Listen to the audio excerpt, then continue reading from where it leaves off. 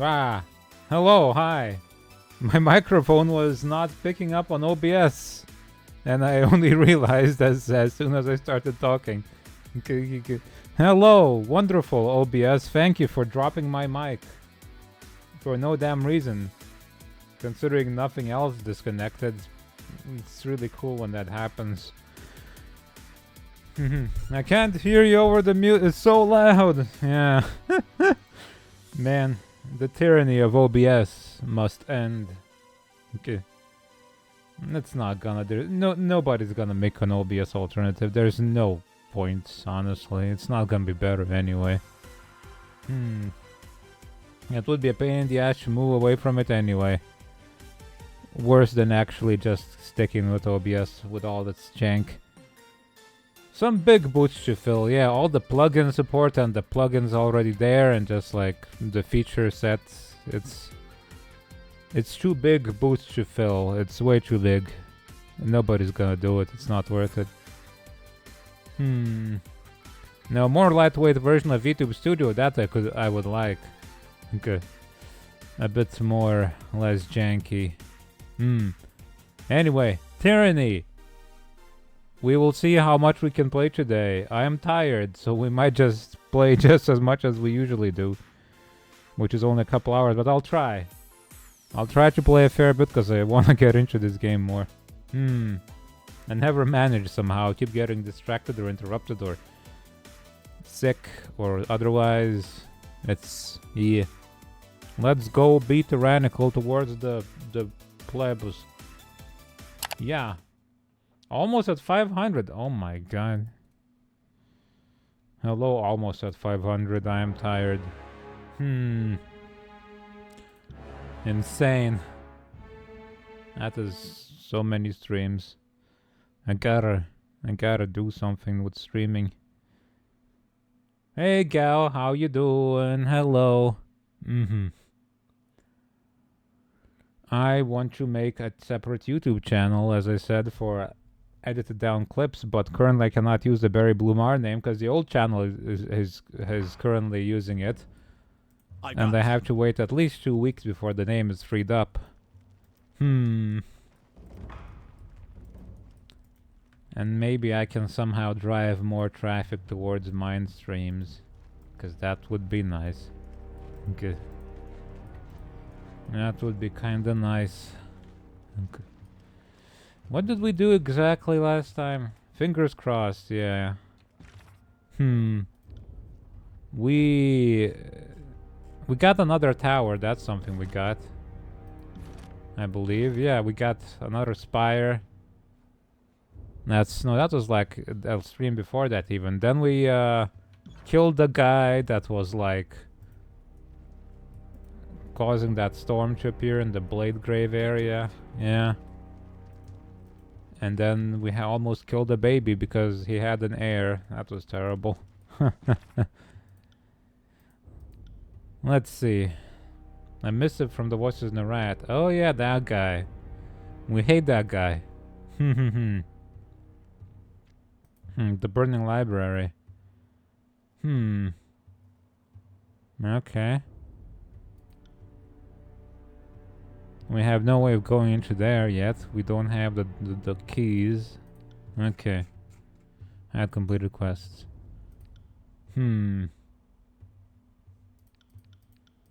Alright. What is this? Fuel for the flame. Dearest Fatebinder, Champion of Tunan's Gavel, Slayer of Quarmen. I think this is, yeah, the Voice in the Rat, yeah. We hope you recognize that we bear you no ill will, who understands treachery if not the Archon's secrets. We've always held the very highest esteem for the work of other specialists in the arts to duplicitous. Make no mistake, dear Fatebinder, after your little performance at Vengeance Well, and with such a flair for theatrical illumination you have ascended in our estimates. We trust you will understand that when we peel the flesh from your bones and squeeze the bile from your quivering innards, it's strictly out of artistic integrity and the courtesy owed the fellow professional. Nothing personal at all. But enough about our friendly rivalry. Do you enjoy the company of our little spy? Her dance never fails to inspire in us the most pleasant quivers. We have a gift for her, Delivered through you due to the girl's questionable faculty with letters. We've learned from one of our birds that the mercenary in Haven has been absolutely gloating about slaying her sisters. His boasts even secured him work defending some crossing merchant. Show her the sigils on the reverse. She'll know what they mean. The voices in the rat, Ark in the Secrets, and Master of the Cacophony. The opposite page contains several rough ink-scratched symbols that look like nothing more than a child's pictograph of their favorite animal. Rude response. Shove off. B-b-b-b. Threaten him. I don't know yet what you have planned for Rose, but I promise to unravel it. As you watch your little prod collapse upon itself, imagine what I'll do to your grandest design before I bring my blades to you. Inquire further. What else do you hope to accomplish? Send your thanks. Receiving your missive was an unexpected pleasure. I shall see that verse is informed. Shove off. Piss off. Creep.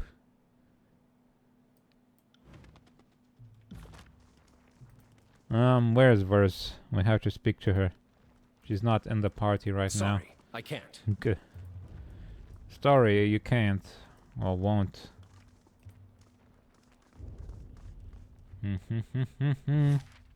Effigy, huh? Well, first we gotta go to the Ocean Spire and talk to Verse about whatever's going on.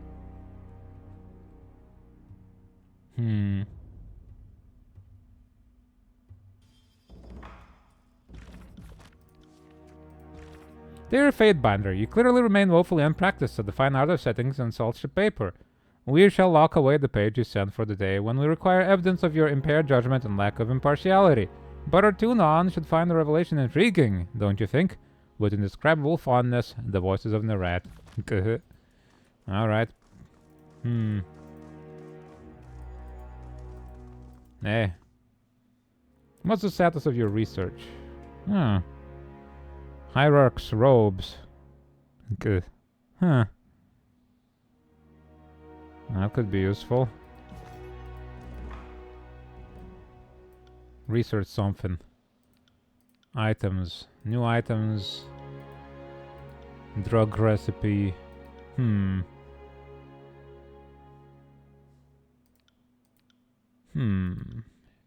Yeah. Doo-doo. The old walls extend from the... Ooh, look at them. They're pretty big. Rogalis. Stilling the storm. Dear Fender Marstash, your actions at Sentinel Stand have once again supplied the rumor mongers of the bastard city with stories to peddle. Some seem to think that your cunning twist of legalese is intended to display some great support for the people of Stalwart, and that of course only leads to speculation about which people of Stalwart you intended to benefit. The unbridled upstarts of the corrupt old queens. Or the corrupt old queens.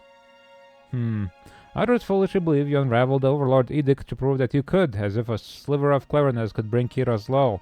As a scholar, I prefer primary sources of to gossip, so allow me to ask you plainly, why did you choose to spare the child? It was the right thing to do. I don't kill babies. Don't be silly. When faced with the choice to save a child or consign it to death, I chose to save it. That does not seem so strange a thing to me. Either decision would have fulfilled the Overlord's will. The last ruling house of Stalwart met its end in the Blade Grave. You need read nothing more into it than that. There you go. And then Fatebinder Calio says, you have proven your cleverness in the face of an apparently impossible choice. Would I have been so wise in the same situation? I cannot say. I know only that I do not envy your mission. I must urge caution, however. Some who watch your actions may be more alarmed than amused. Will they be able to convince themselves the Overlord crafted the Edict of Storms with this loophole in mind? Or will they see in your choice an alternative that cannot be set to parchment? I hope you soon can make an effort to join us at the court in the Bastard City. I often feel that it has been too long since we last whispered of the darker corners of Terratus. You've experienced so many of them as of late. Perhaps I can provide illumination. Calling me over to have a little chat, are ya? Couldn't help but notice the bird from Cacophony. The bird smirks as you approach, scrutinizing you with her mismatched gaze. The Ark and the Secret is toying with us. With you in particular. Yeah, that's pretty much what he does. Mm-hmm. I'm surprised you hadn't noticed. But seriously, you're not the voice's favorite person in the tiers. This missive must be good. Wanna read it? Okay. Why don't you put a blade through the skull of one of the people who killed your sister Furies? Because one's apparently a loudmouth braggart. Wanna read it? Maybe summarize it for me? You can't read? It's never struck me as being the most useful fucking skill. Wanna make something of it? She crossed her arms with her cheeks flush. I could teach you. Hey, it's not right. Maybe after we're done opening people up, assuming we both survive. Wanna put a blade through the skull of one of the people who killed your sister Furies? Because she once apparently a loudmouth braggart. Wait, what? Okay. He found one of the shits who killed my Furies? Let's pack up and go. Who is this person? There's something else. These strange symbols on the back. There's a lot to love about spycraft. Okay. The trickery, the blade work, keeping your senses awake, balancing on the edge between confusion and discovery. Memorizing the Archon's childish pictographs is not my favorite part. Malfora. She's one of Harshion's people. Bit boring, but gossipy in the way that pays. We should be able to find her along the road to Lethian's Crossing. Okay.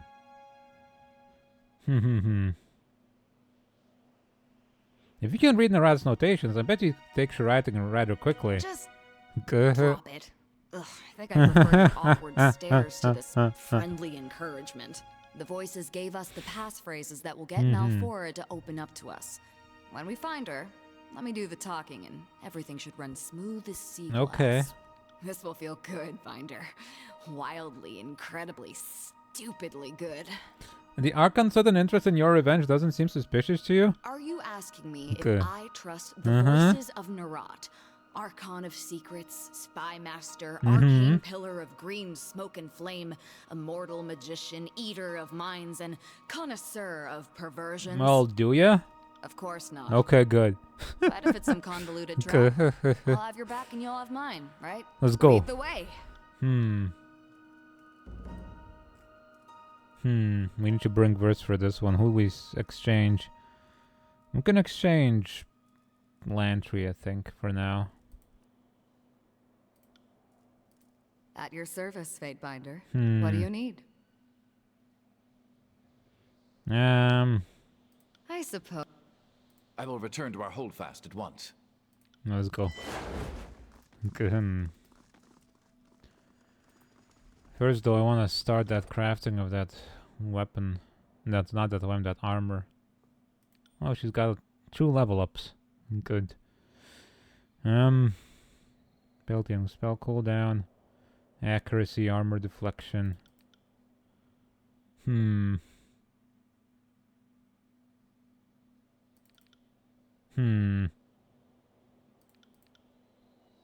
won't give that much. There you go.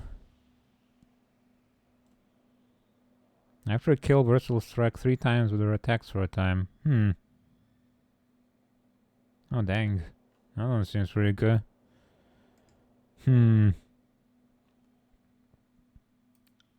How about this one and this one? Boosh. Okay.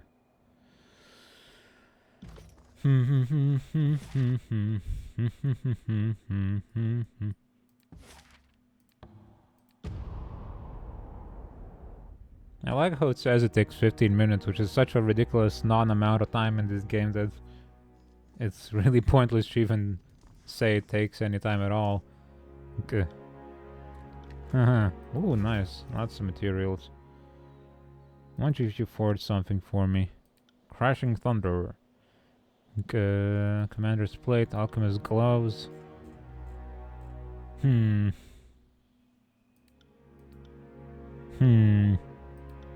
Hierarch's Robes. This is the one, I think. Okay. Cool. Plus 10 to all magic skills. Cool. Gotta make it. The Forge Bound initially concealed the Hierarch's Robe as a means of protecting their smiths from the dangers of conjured flame. Weaving together fragments of cloth from disparate mage guilds produced a result altogether more useful than he could have imagined. A protective garment that combines the tolerances of otherwise distinct arcane traditions. Robes like these were similarly assembled by Ponto the Agglomerate, a resentful mage who had been rejected by most of the major guilds and thought himself superior to the arcane establishment. He set off into the wilderness with the aim of founding his own course of study and was not seen for many years. He later reappeared while breaking into the chambers of Mage Guild elders, cutting at their robes and murdering those who caught him in the frenzied act. The legalities of his research were put into question. Some argued that the right of the magician's folly protected Ponto from punishment. Huh. The right of magician's folly. Huh. I wish that was elaborated a bit. The legalities, maybe it's like if a magician screws up and kills everybody, it's just something that happens. Okay. Hey, wayward bard, hello. Hey. Have a good work. Yeah, let's make these, I guess.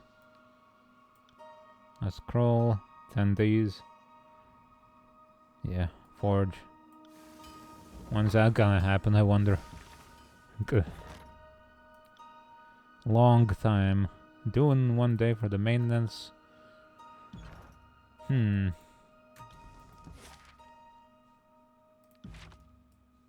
Merchant Crossroads. Nyong.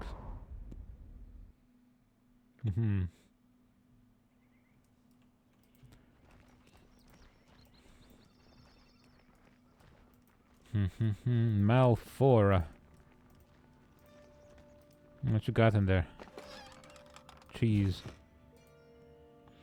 I'm not open for business, friend, and I'm not looking for trouble.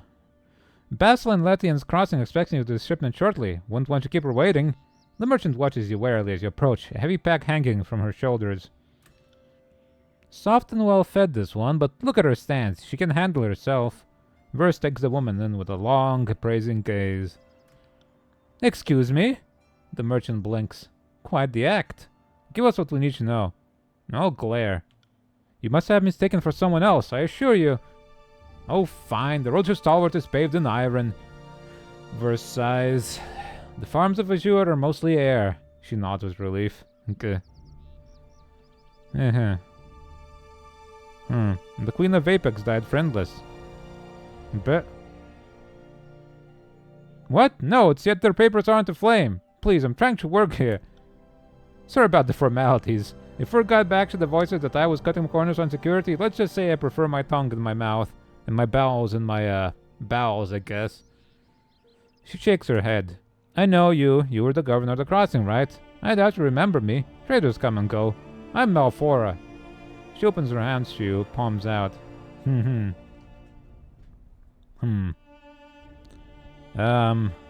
What do you have for us? What does the voices of Narat want us to know? Not one for foreplay, are you? Briss shakes her head. No. Right. Malfora glances between the two of you before her eyes settle on Verse. The man you're interested in calls himself Crocus. No idea whether that's what his mother named him. Showed up in the crossing a few months back, picking fights and looking for rings. He ran afoul of the garrison and they stomped the pants gravy out of him. That quieted him down for a bit, but when he started casting around for work again, he boasted of this victory against a band of Furies during the war. Crocus. Is he still at the crossing? You'd think a story like that would scare off any potential employers, but Asa's never been the brightest ring on the rope. She shakes her head. Who's Asa? A cloth dealer, originally out of the Azure. Runs a circuit from the crossing to the Brothers and down into the calm regions of the Blade Grave. He hired Crocus and a few others last week. Crocus. Claiming he needed extra protection for his daughter. Why had he brought his daughter to the crossing in the first place? Overlord only knows. Thoughts? Shit sticks. It's not going to be easy to find a caravan between here and the Blade Grave. Verse curls her lower lip below her uneven teeth. Luckily for you, I'm very good at what I do. Malfora smiles and produces a scroll from her pack. He usually goes to Stalwart by way of the Ocean Spire, but he's cutting east to make time and avoid beasts. Yeah. She wraps a knuckle on a thick black line. Your best bet is to wait for him there at Hunter's Respite. She points to a position just south of Haven. Good. Uh-huh. Glare. Oh, for the... That's just the Fate Binder for we appreciate the information. You know how... You now know everything I know about the so-called Fury Slayer. If you have any more other questions, you'll have to ask someone else. Now for a bows informally at the waist. I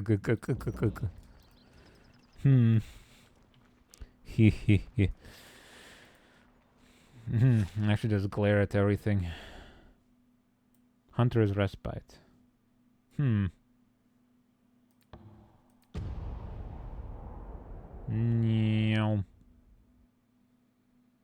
should go back to the Bastard City at some point, though, and talk to some people. You just play curious empathy for those who name your enemy.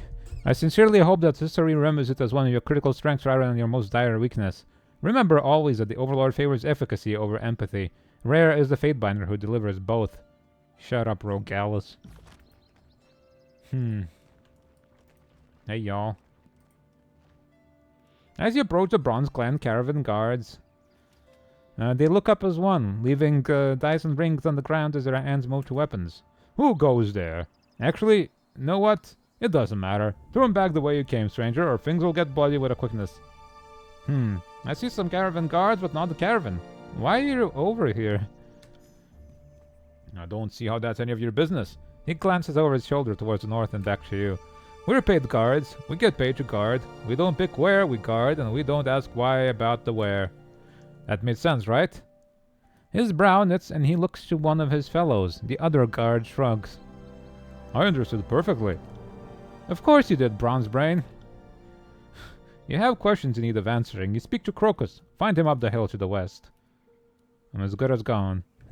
Sorry, Let's go Clocus and Crocus. Sorry, I can't.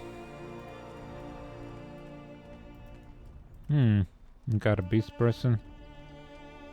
A tall, thin man in bronze and leather scrutinizes your approach, hand on the hilt on his blade. That's far enough, stranger. Oi, Crocus, we got company. His voice comes out low and rough, a tears-accented growl. Crocus is a massive man answers the Lookat's cry, his approach marked by a pronounced swagger. Crocus rests a massive axe on one broad shoulder. His hair seems to have migrated largely from his scalp to his chin. Just like me, for real. And the veins at his temples stand out against his deeply tanned skin. Besides Cario here, I've got an entire squad behind me. Experienced warriors all, so I'm left wondering, who the fuck are you?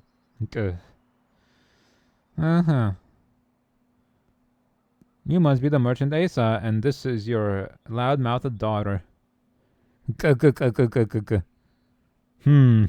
What? Asa's back down, but he's elsewhere.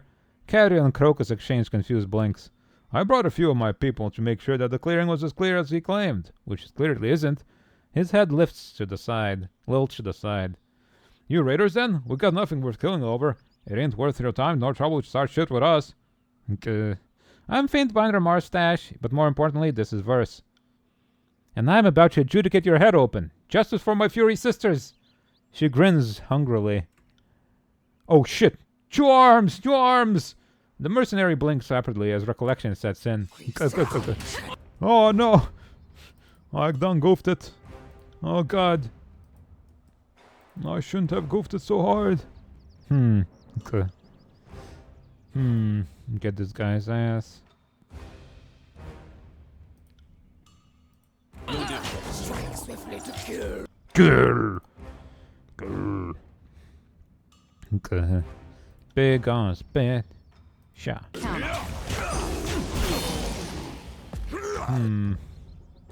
Yeah, we leveled up, nice. Okay.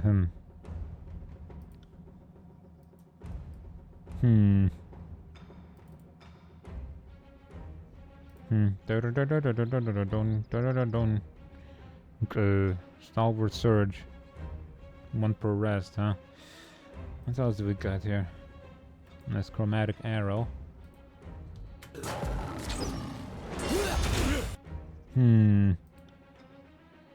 Which is also 1 per rest, I imagine. Yeah. Alright, combo abilities. You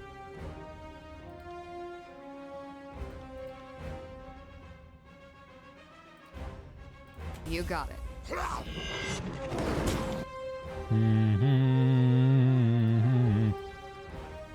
Petrify?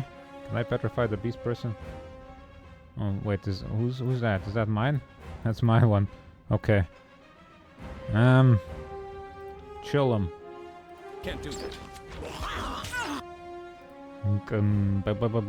Skewer. Skewer them.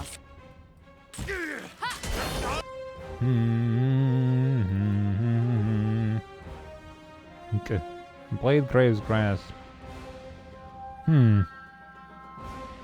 Big petrify attack, huh? Okay. We can do that, right? Twice as hard next time. Nothing. Badoosh. Nice.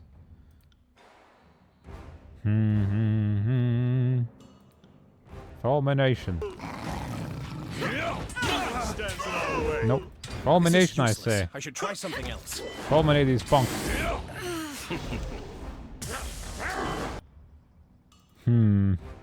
Got anything else? 1 per rest.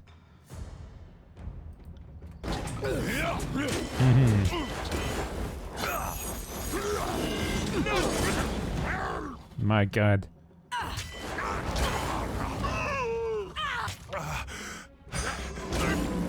That attack is insane.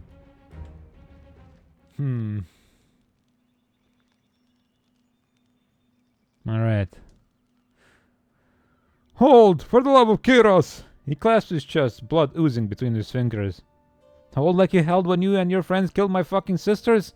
For the love of Kyros, indeed! Her words escape her clenched teeth in a half-hissed breath. She slips a small knife from her boot and in a flash of bronze opens the fallen man's cheek. Hold! Please wait! I'm not proud of what I did back then. I'm a changed man, I swear it by the Overlord. I've got a wife now. She's asleep right over there. He points back towards the nearby tents and bedrolls. Nice. She slept through all that? She doesn't realize what's going on? I earn an honest living by the damn axe. I protect licensed traders. Okay. Huh. You're not proud? You've been boasting about it all over Haven. What? No, you don't understand. I couldn't find work otherwise. I thought maybe I could win a few fights in the crossing to prove my mettle, but the fucking guards there jumped me as a group. So I had to tell people about the Furies. If let's talk about your sisters or starve and let my wife starve. He looks chivalrous. Is this better than starving? Her boot comes down hard on his ankle, eliciting an audible snap.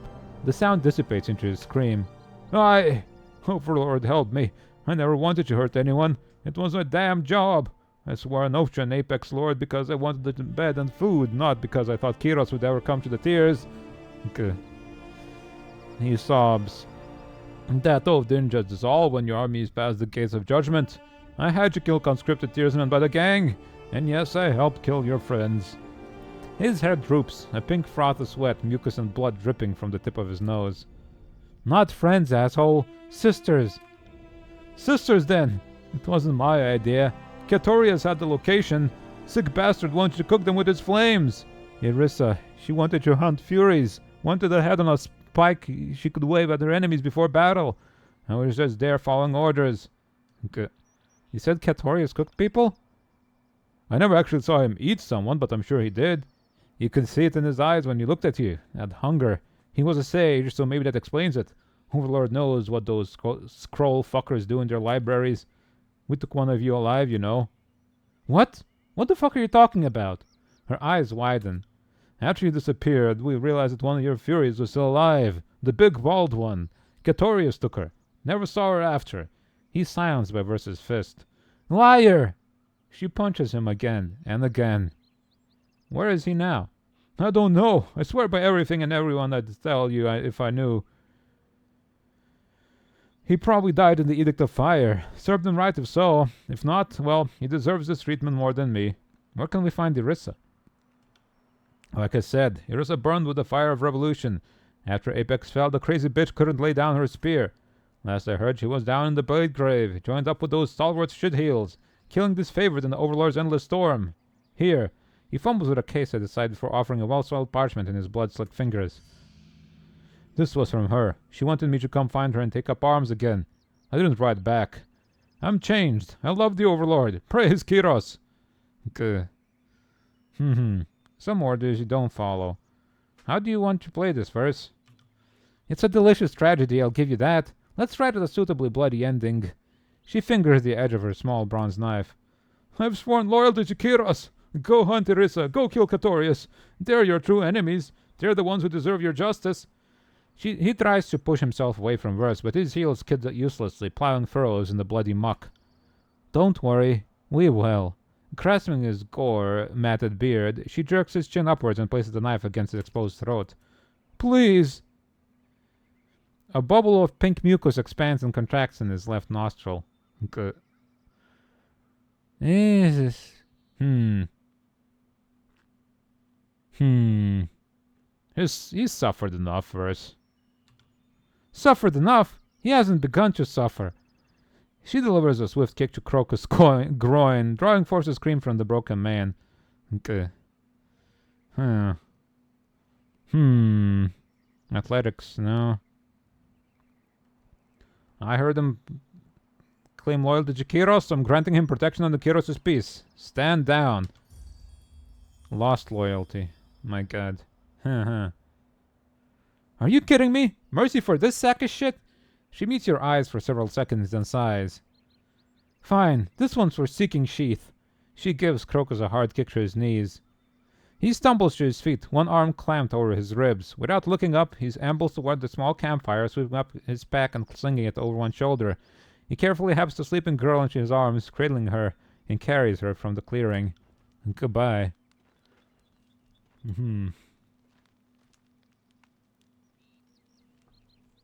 Irissa's next. Let's go find her. She turns to you but comes to a stop instead. She lets out a quiet sigh and looks back to you. Seeking was special, you know. Tell me about her. Seeking was all dynamo. Short with hair like moss on a stone and skin the color of the night sky. Laughed at everything. Even insults. She smiles wistfully. She never stopped moving. If we camped, she paced the tents or palisades, always pushing us to get on. She lets out a low Part chuckle. of it was the gambling. People would stop taking her bets after a day or two. The first time she says she can put a javelin in an apple at 100 yards, a man puts rings down. The second time, he's willing to go double or nothing. The third, that's when he stops betting. She sounds amazing. Kairos' crooked cock, was she? She echoes your laugh. Crazy thing about Seeking, it wasn't raw talent. She practiced that shit. The spear work and the javelins, practiced every hour she wasn't sleeping or on assignment. She'd thread the sky with 3 or 4 javelins and dance towards her foe with a spear longer than she was tall. She'd knock a soldier's feet out from under him and let the javelin pin him to the ground. That's her name. Her spears found their marks as if they sought them. I thought it might be a sex thing. That too. Her name meant more than the spear play. Seeking always sought, always looked for new things, new experiences, new stories, new men, new bits of lore. In summer, she'd collect stinging insects, fill thin clay jars with them, and smash them against her foes. It's pretty awesome. No fight was ever even for Seeking. You either got the drop, or you got dropped. Thanks. You know, for... She shakes her head roughly, as if clearing the fog from Let's it. go. This oath-breaking scumsack won't hunt herself. We gotta go kill. I don't think so. Oh, let's see. It's fine. We got the loyalty back. I got it.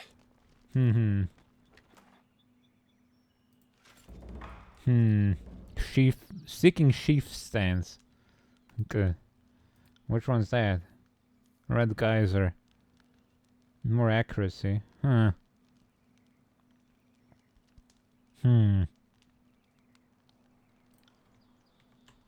it.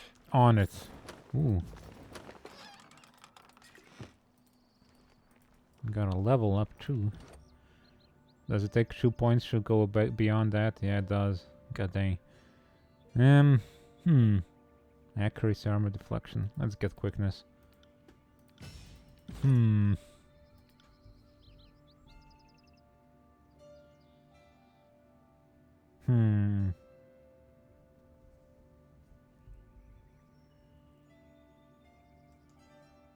Bonus based on loyalty. Huh. Okay. Range, magic.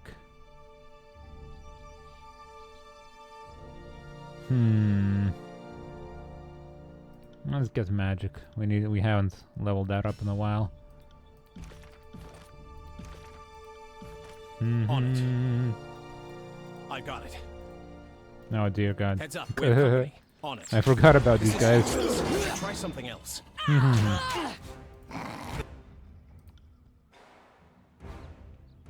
You got it. I'll tear your skeleton out by your ass. I'll tear your skeleton out. Smash to pieces.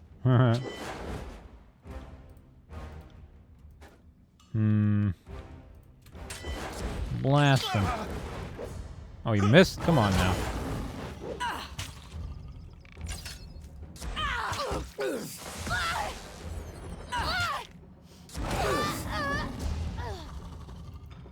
I'll tear your skeleton out your ass. Ooh, god dang. No, it's heavy armor, who cares? On it. We don't do heavy around here. Dude, it's gonna take forever to make that thing.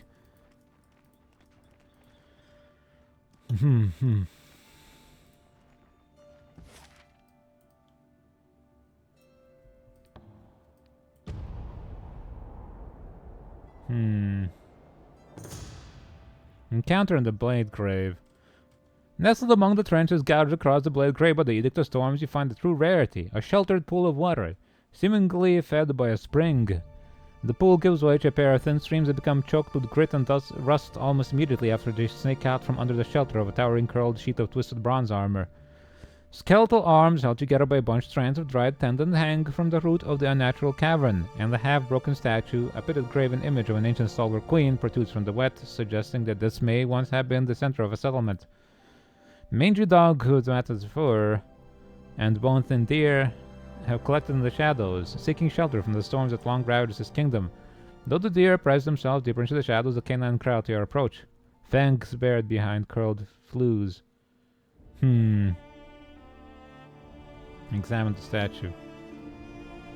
The natural enclosure sweeping high above the grotto has protected this painted marble statue from the worst discretion of Kyros's Edict of Storms. Draped in a dress painted pale crimson, the queen's skin is a deep bronze, and what's left of her tightly curled hair is rendered in enameled black, giving the impression that it has been well oiled. Her right hand raises a broken spear, and her left a downturned dagger. You recognize the statue as Regent Alteria, a woman renowned and old stalwart for both her guile and her strength at arms. The former has become considerably less valid trait than the latter in recent centuries, and recent stories barely mention her more sordid accomplishments. Okay. Covert.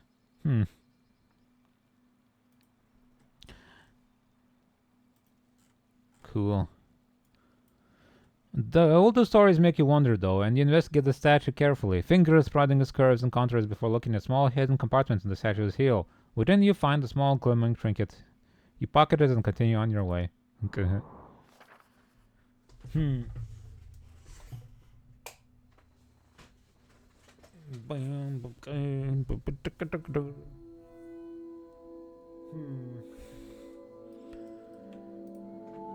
Let's go. Okay, it's not that long that this will take.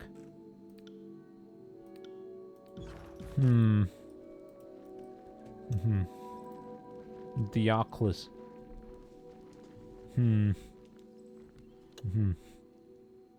The air in the torn strand hangs entirely unstirred by any breeze, as if the now broken Edict of Storms has exhausted the area's propensity for wind. And that storm instead resides in you. A haggard group of soldiers in tarnished bronze wait you. One man steps forward, pulling off his helm to reveal a grime-roughened face of deep umber cross-hatched with pale scars. If it isn't Graven's Ashed Harlot, the Fatebinder. The soldier growls and tightens his grip on his weapon. The leather squeaks beneath his fingers. I am Diocles, son of Tyranny, and it will be both honor and pleasure to remove your motherless head from your shoulders. Die. For 3 whispers. Let's show them why we're called the Unbroken.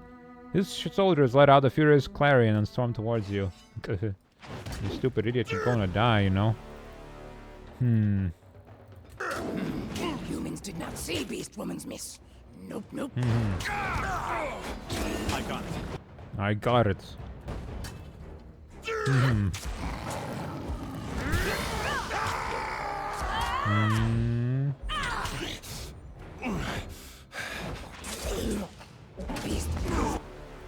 Electrify.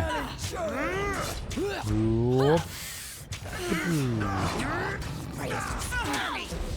Cats with claws. This is useless. I should try. You should try something else.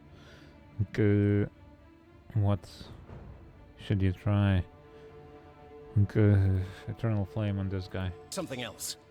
Whimper and ride for Beast Woman. Wait, didn't I unlock a skill for her? What is this?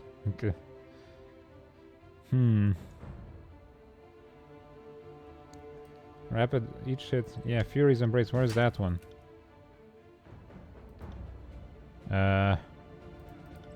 There's the one. Yeah. Get that. Big on a spit. Fury's Embrace. There you go.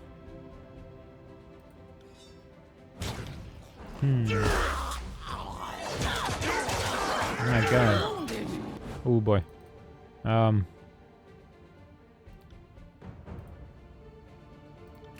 This is useless.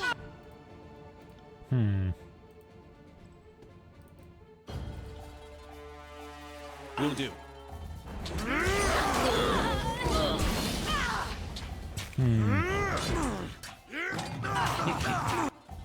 Oh no. Do we have anything else? Claw swipe, I suppose, could work, but...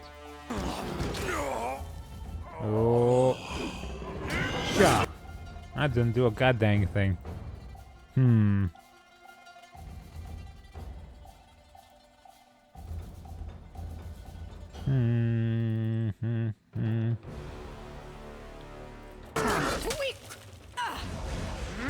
thing couldn't pierce cloth.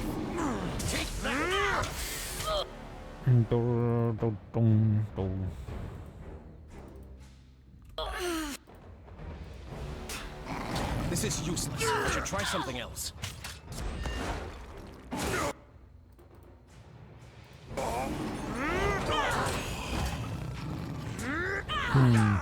The fuck We're is wrong just with barely getting by, huh? Pity you won't enjoy this as much as I do. Our party's not very balanced. We need the healer back once we get this versus getting out of here. Once we're done with these quests. Shit! None of these people were there when my sisters died. Wurst surveys the carnage, wearing a grimace. Check these bodies with me. Maybe there's something here that will help. Rivers break. He searches Diocles' remains, shifting his dead weight and ignoring the drip of gore to reach his belongings. Your hand comes away wet, clutching a roll of parchment and a tightly wrapped bundle. What have you got here? Yours pierced the wet bundle you plucked from the corpse. Read the note. You break the seal and unroll the missive. The parchment is lettered in a clean hand, the language surprisingly clear and crisp for a tearsman. Diocles, or whoever succeeds him. I came to Stalwarts with little and I didn't need for the fight. Only these gloves, a trophy from a skirmish long past. Should I fall at Trapper's Junction, please see to it that they return to my sister Clea at our family's homestead at Rivers Break and Apex. Tell her to use them, and that I wish I could have been there to deliver them myself. Thank you for this, Irissa. Okay. See for yourself. She locks eyes with you, snatches the parchment, and looks it over. With a shake of her head, she thrusts the scroll back towards you. You gonna read it or leave me guessing? Well, that's why I tell each other to read. Irissa wanted these gloves given to her sister, Clea of Riversbeak. Did you say gloves? She swipes the leather package and tears it open, revealing a pair of gloves of supple leather edged with a series of sharpened bronze blades. Fuck. I've missed those. You know these gloves. They belong to one of my Furies. Verse replaces the wrappings with care. So Irissa had a sister. A sister for a sister, then. There's a certain poetry in it, right? What are you talking about? Glare at her. I knew you'd like it. We need to find this Clea. She must know something about who Irissa ran with during the war, right? And who knows, maybe she'll turn out to be someone in need of a good stabbing through the face. Verse smiles, her eyes glinting. It has been a while since we gave someone a good face stabbing. Yeah, like a whole couple of minutes. Keep it in your pants, Verse. You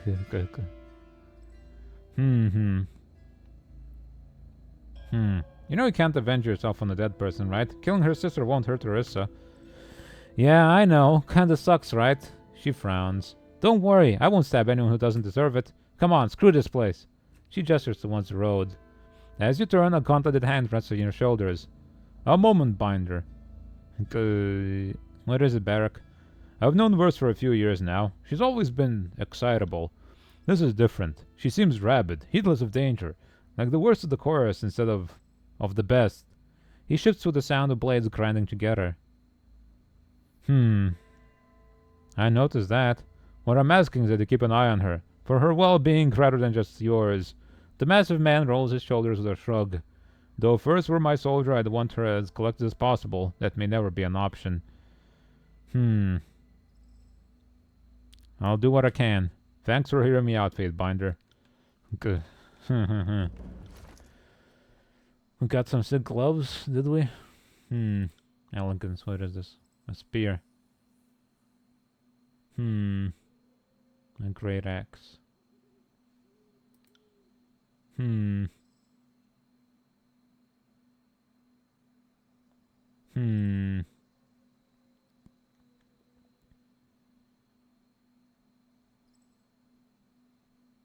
More DPS, huh? Okay. Praying. Bones down for every missing health. That's pretty good, but...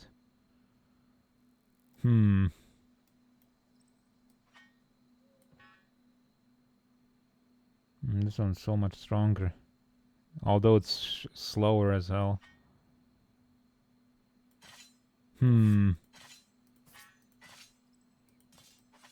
Give her a club and a sword.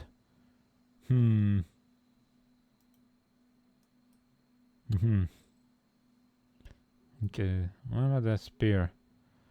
It's much less damage.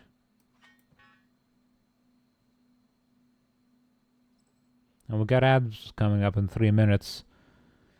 We're gonna have to take those.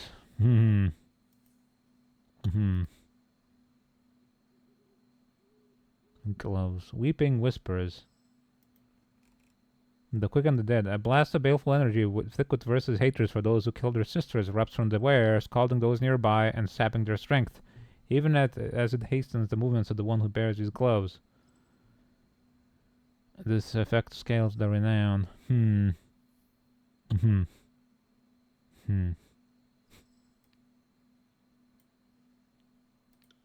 I wear these? Kinda need better bracelets, honestly. This will be fun.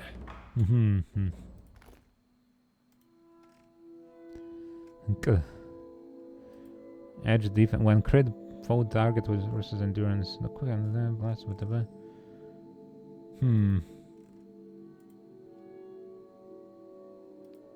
I wish I could put those on the beast person. Nah, give her this. Nah, I don't want her being here anyway. And I don't really care about her being in the party that much right now. Good. The quick and the dead. What the hell does that do actually? It doesn't really say what it does. Foe fatigued. Damage. Raw versus magic. Right.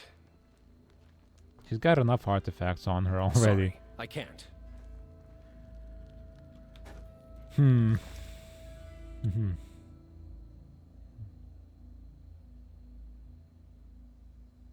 Mm-hmm. Nah. Let's give it to her. I don't need these. That ability is not very useful to me.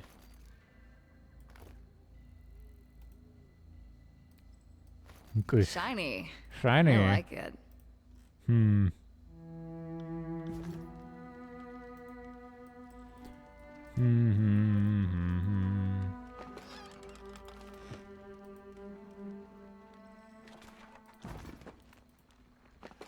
Treasure. Treasure, I don't care about treasure. Okay.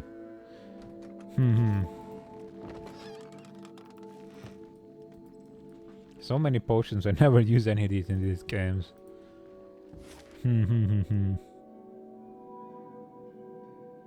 Okay, where next? Effigy. River's Break. Huh, that's so far away. But we'll take the ad break before we come back, I think. Yeah, and then we'll go and take that place in a bit. See ya. Vengeance. Best served cold.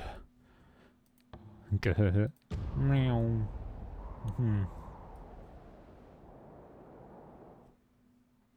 Chowder me. Let's go.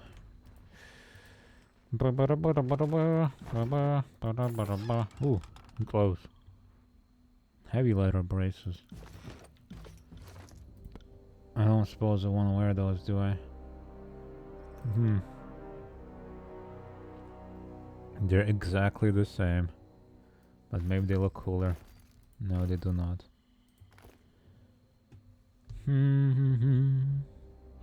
What we need is more artifacts for my guy. Essa. Okay. An older woman tends to a small but verdant patch of farm. Plum gourds and vegetables of vine and root vie for soil and light with a fig tree. Its branches drooping with what passes for abundance in the tears. The farmer notices your approach and takes up her shovel as if it were a spear, favoring her left arm with a wince. Oh, these people hate me. Careful, stranger. I'm no easy mark, and have little worth your time or blood. A few errant strands of thick gray hair, loosened from the band that tames the rest, frame her deeply lined face. She may be old enough to be my mother, but she holds herself like a warrior trained. Okay. We see Clea. Clea? Clea was my youngest. Why are you asking after her? She lowers her shovel slightly, her eyes widening slightly at the name. Was? Shit. Don't tell me we're too late. I'll have you keep a civil tongue in your head, girl. While you're on my land. She jabs her shovel in Versa's direction as if she could seal the Fury's mouth with it. Sorry, ma'am. Versa blinks in surprise at her own words. I take it your daughter is dead? She narrows her eyes, her fingers tightening protectively around the shovel. First things first, call me Essa, daughter of Hesperia, and this is my homestead, granted me by Queen Ventrian Elanta in honor of my service. She swings her shovel's head to encompass the small, plastered house and a abutting field. That's an introduction. You got one to match? She points the shovel back towards you. I'll introduce you to the void, die. I'm Mustache, Fatebinder of Tunon, the Adjudicator. Esso's blue eyes widen in recognition. You're the one who has ascended the mountain spire. They say you hung a banner woven with golden light from the battlements. Wouldn't have believed a word of it if I hadn't seen the glow from here. She shakes her head. What does a Fatebinder want with the likes of me? I ain't broken the Overlord's laws. Nessa crosses her arms. Okay.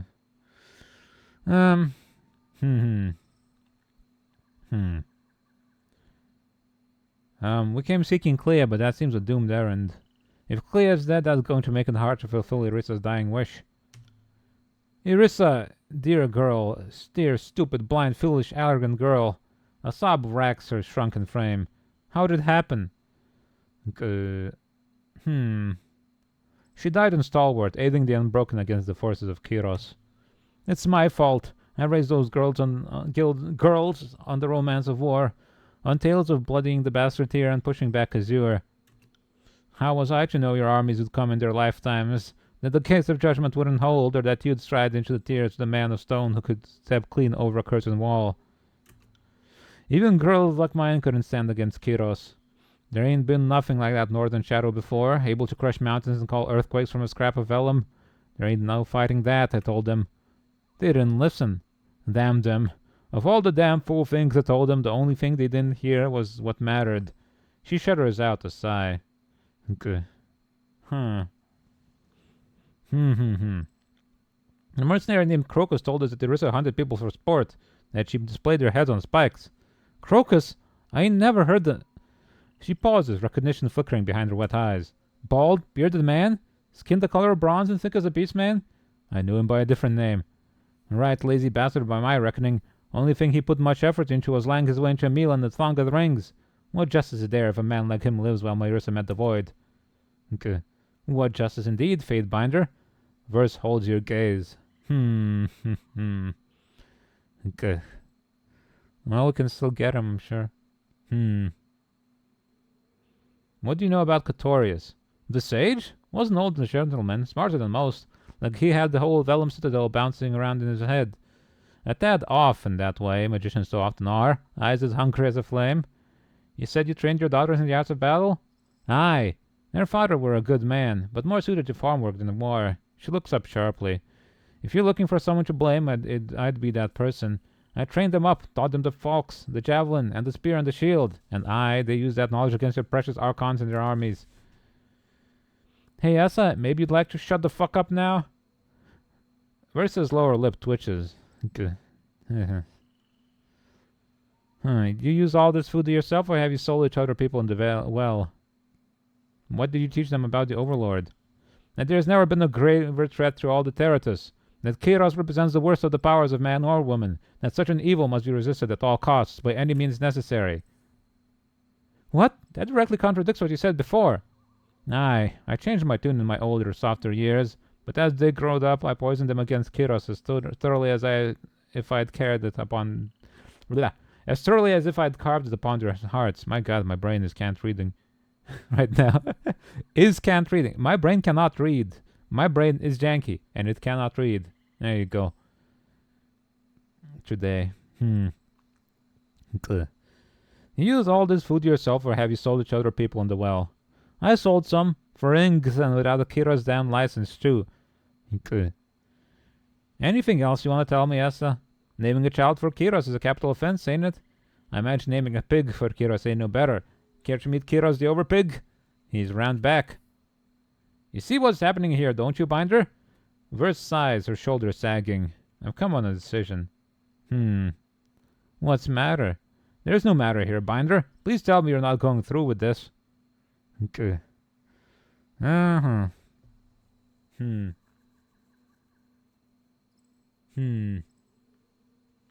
life sentence, left to her grief. That's punishment enough. Okay.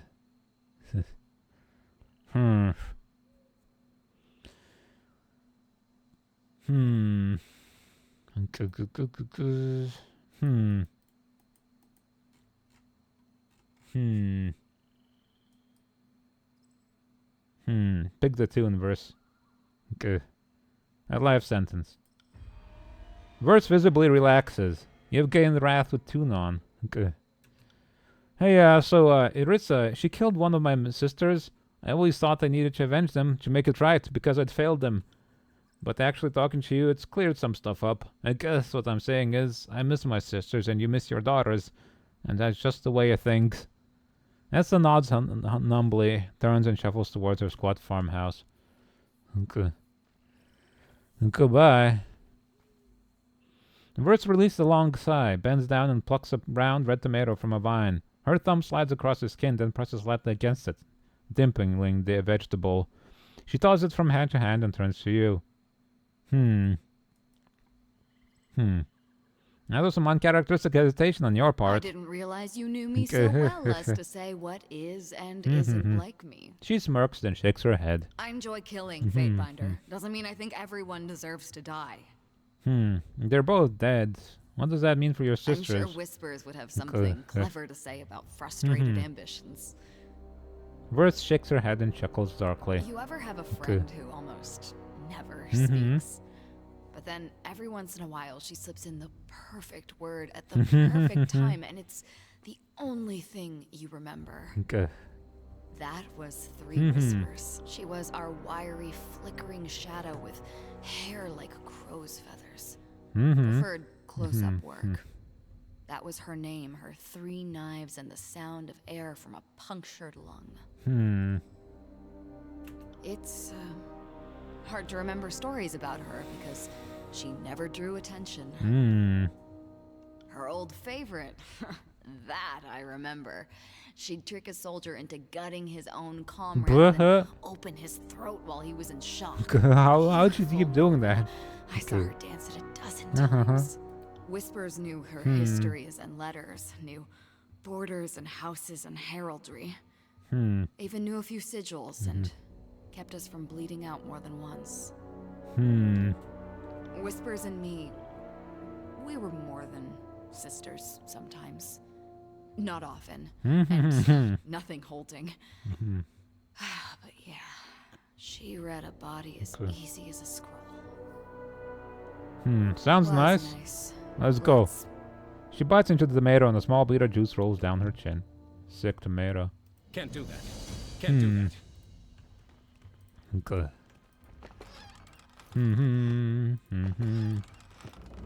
Can't do that.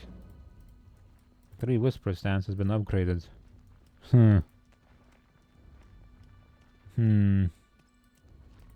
Sorry, I can't. Yes, you can. You can do anything you set your mind to.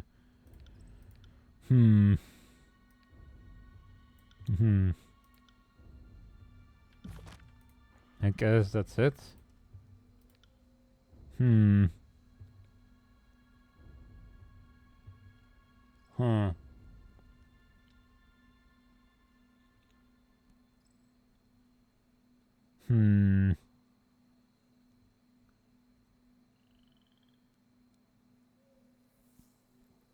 That's such a big buff as well.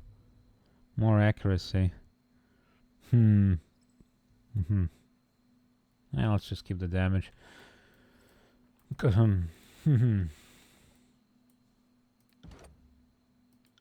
We got Wrath with Tune on. He hates our guts.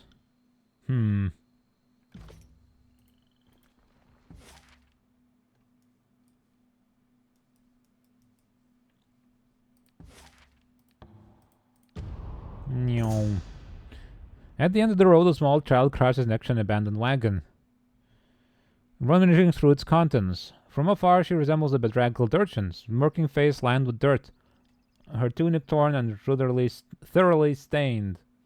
She spots your approach and lets out a small yelp, sprinting off into copse of trees and vanishing from view. Follow. And follow the child as she weaves between the trees until the forest gives way to the open fields of a small farmstead, empty from the last harvest. The girl leads you across the grounds, past 2 empty houses and a row of clay beehives, eventually racing into an open barn. As you enter after her, you see a clutch of children huddled in the rear, trembling as you approach. There are 6 in all, gone faces and tired eyes shared amongst them all. One boy drops a small knife as you approach, letting it vanish within the folds of straw at his feet. The children swear they are alone, claiming to be orphans from a massacred village. They fled during the fighting and retreated to the farmstead. Its owner is, they claim, slain by Kiros' forces. The barn is full of harvested rye and few jars of stored honey. No doubt the reasons why these children are still alive. Okay. This. 7 strain of spies. Ask about the cart and the road. Some of the children exchange concerned glances before the little girl you trailed speaks up. Her voice wavers as she blurts out a stammering explanation. The cart was likely used by a traveling merchant and abandoned once soldiers clashed in the nearby area. Her eyes flicked to the ground for a brief moment, long enough for you to follow his gaze to a leather boot barely visible between tied bundles of standing straw. You push past them and kick aside the bundles, revealing the corpse of a middle-aged man with multiple puncture wounds in his neck and back. The children gasp for the revelation and some begin to cry. The young girl pleads innocence, claiming that the man discovered the farm and attacked her, pinning her in the straw before her friends returned and stabbed him to death. She begs you to believe her. Okay,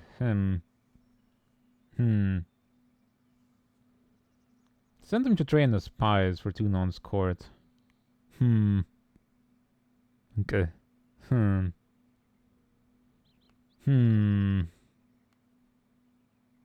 Work for the disfavored.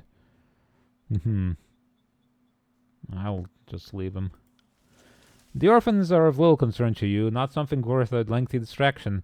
While they cower in the center of the barn, you gather some grain and honey for the journey ahead and move towards the exit, telling the children that their situation isn't one you have the time to address. You can feel their confused eyes upon you as you leave the building. A young boy runs outside and shouts after you, wanting to know what will become of them. You continue on past the empty fields, ignoring his repeated calls. There is no assurance you can give him. The grain will feed them for the remainder of the season, but that is the least of the children's worries. The farmstead will be discovered by other, hungrier, and less merciful travelers. Yes. We spared one baby, that's enough. But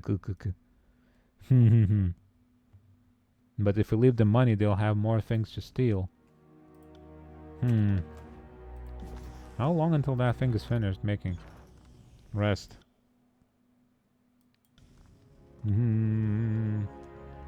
Okay.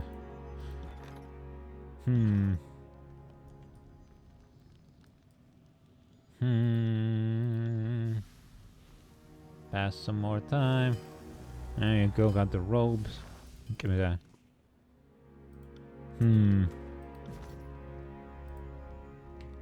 Give me that thing.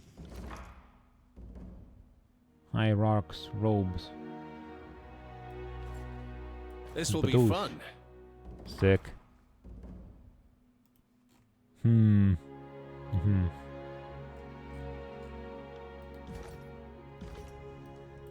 On it. What else can you make?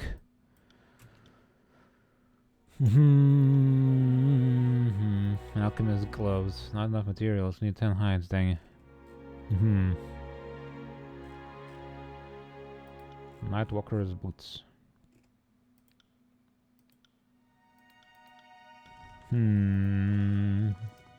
Lantry, let's go. One moment, my friend. Goodbye to you too. See ya.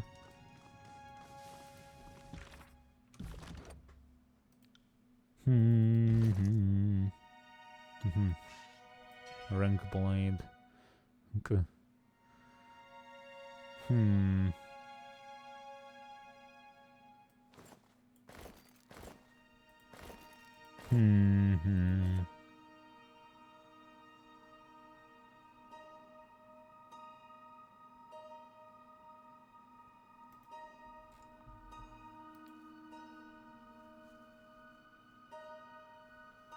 His feather kind of sucks, doesn't it? We need to get this thing like somehow upgraded. Yeah, I can do that actually.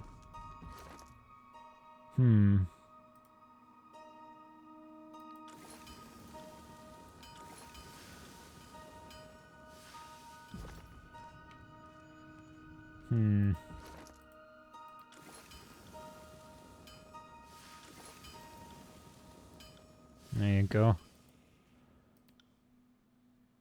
A bit better than usual. Can we upgrade his armor some more?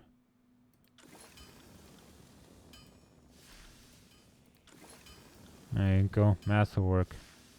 Fancy. We're broke now, but that's fine.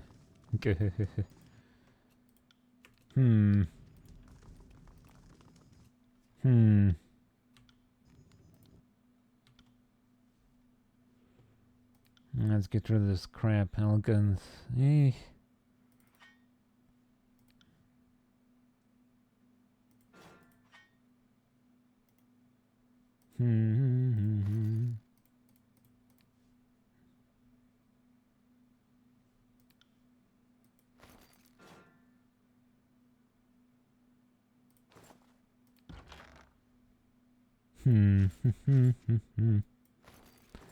Get rid of this, get rid of that, get rid of this, get rid of that. It's all crap. Now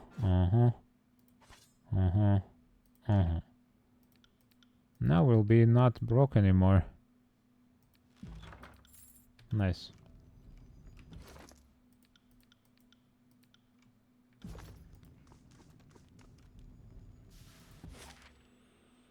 Where can we go next?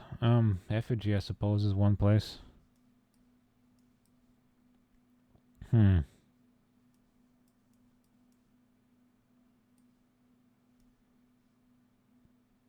know what, let's go to the Bastard City for a bit and see what's going on there. Okay. It's been a while.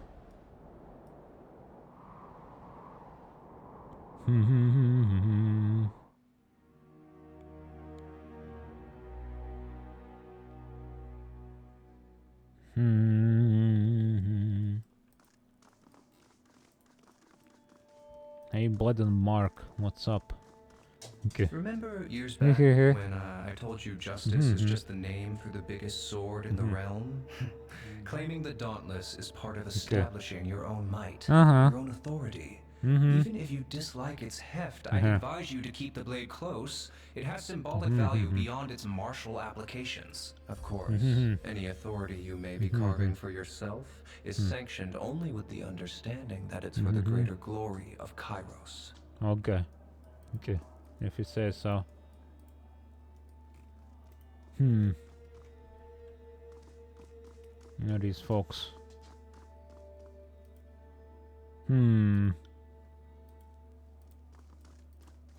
Cordius. Mercy, my lord, tune on mercy. Who is this guy? My lord Tunon, I must plead for my innocence in this matter. And that will be for the courts to decide. The forge bound are my subjects, and I hold them to a higher standard. You are the keepers of the Iron Secret. That cannot be forgotten. Fatebinder, so kind of you to join us. I wonder if you might assist in adjudicating this case. As always, I'm curious to witness your execution of Kyros's law. It will be my pleasure. Excellent. Smith, offer up your testimony. The forge-bound artisan clears his throat. I bought a shiny bauble from a merchant passing through Letian's Crossing. A stone of great beauty and strength. Over time, I shaped it into a mallet for pounding iron. The properties of the stone were incredible. I could swing harder, faster, and without strain. It increased my... God dang. Production of iron weapons tenfold. Up until your master grew suspicious and turned you over to me. The bauble you speak of was a touchstone, an artifact known to originate from the old walls to which all are forbidden to go. The charge is trespass and theft of forbidden artifacts. You may proceed, Fatebinder. Okay. Did you know where the touchstone came from? Not at first. The merchant wouldn't reveal his sources, but it didn't take long to put the pieces together. You just don't encounter objects of such power anywhere else. Okay. When you realized the object's source, did you stop using it? No, once I had it figured out, every swing of the mallet chained me something awful. But I knew that I was doing right by Kyros. I was sending his army the best weapons I'd ever crafted. I thought it might absolve me. Guess I thought wrong. Did you ever lie about using the mallet? No, that is... The other smiths were curious about my work, but no one taught me to inspect my tools. Since no one asked, I never told them. A lie of omission, then. Just as nefarious in the eyes of Kairos. What if your arcane tool had harmed someone, or yourself? What then would have become of iron production? I don't know, Your Honor. Okay. I will give my ruling. I trust in your instincts, Fatebinder. Make sure that my confidence is not misplaced. Okay. Forbidden knowledge is taboo under Kyros's law, but the smith was ignorant. He should go free. So, I can go? He looks from you to Tunon and back again with panic and uncertainty. A shrewd interpretation of Kyros's law, but I cannot deny its validity. Very well, the forge-bound may return to his duties, using only the tools of his trade. Is that understood? Yes, Your Honor. I'll return to my labors right away. Okay. Go home, fella.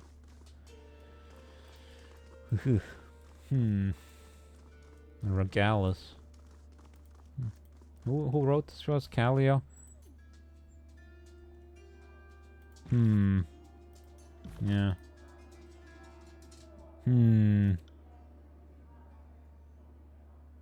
You wrote that you could illuminate the darker corners of Terratus.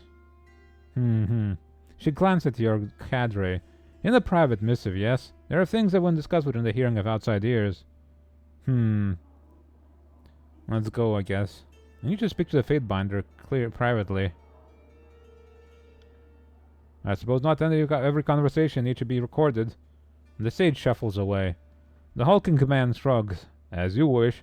He takes up a position outside of hearing range, standing just shy of at attention. Human who smells of alpha means beast woman? She scratches her head. Beast woman will edge lurk, will wait for humans to finish secret words. Her hands fall to the floor and she pads to the periphery. A sly smile dimples her left cheek. I confess to no small amount of curiosity. I peek into my share of shadows and sometimes I scrounge up a secret. What excites your interest? I'd like to pick your brain regarding lore historical. I can't claim to be greater expert than Fatebinder Rogalis, but I'll happily offer my perspective. How long has Kyros' conquest been going on, anyway? You've been with us since the conquest of the Tears began 4 years ago, so I assume you mean the greater unification of Terratus. She glances towards the Adjudicator. Longer than any, save for the Overlord and a handful of the Archons have been alive. Look to the calendar of True Reckoning if you want the official answer, but between you and me, I think that's at best the starting point. Add a century, maybe 2 or more. I gather that it's been a very long, very slow campaign, with the Overlord taking time to fortify and establish the Empire in each new conquered land before moving to the next. It also gives the next target time to let down his guard. The Overlord waited a full century between forcing Grave and Ash to bend the knee and directing him against the Tears. Long enough, easily, to lull the Tearsmen into a sense of false security behind their mountains. Have you ever met Myotis? She laughs. That old loon? Her eyes flicker to Tunon, then to Rogalis, and finally it's all back to you. Sure. She's read an edict, maybe true, in her time. Left her a bit rattled, I think. She's largely retired from active service, resting on accomplishments past while ensconced in the wealth that once can accrue as an ancient of the court. Guess I half assumed she died already. She was dispensing justice back in the last conquest, so she must be over 100 by now. She slips into silence, considering. Okay. What about the rest of Terratus? I've done more than a little traveling in my role as Tunon's agent. What would you know? Okay.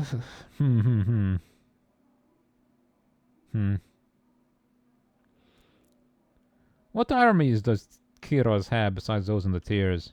And that varies depending on the needs of the Empire at any given time. Right now, with the conquest of the Tears ongoing, the Archons of War and Secrets have been given leave to aggressively recruit and field massive forces. Nunewald told me that Scarlet Chorus is one of the largest gangs of miscreants to have served a single commander in recent history. Archon's Ash is disfavored, boasts better weapons and tighter tactics than most other forces in the Overlord's dominion can field. Tunon rules the Northern Empire, and while he's at war, his lands are guarded by the Archons of Sorrow and Ruin, as well as the Archons of Frost, unless one of the sisters turned on the others. They are not on the conquest sanctioned by the Overlord, but they maintain personal armies even in times of relative peace. And beyond that, well, the Overlord has dozens of Archons, mostly with their own lands, armies, and magical guilds. I've not traveled the entire world myself, but I've heard of everything from phalanxes of living bronze to nearly naked archers who herd swarms of spiders to battle. I'll get to determine how much credence you give them. She grins. I'm partial to the spiders myself. That sounds hardcore. Hardcore. Okay. What do you know about how I came to the court's attention? Pining for the old life of letters and finger exercises. She wiggles her fingers and smirks. A Fatebinder that can't master magic is a liability, so it makes sense to recruit from the guilds.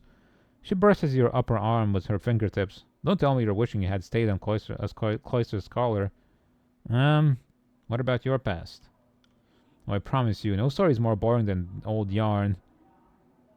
Than that old yarn. Yeah, sure. Okay.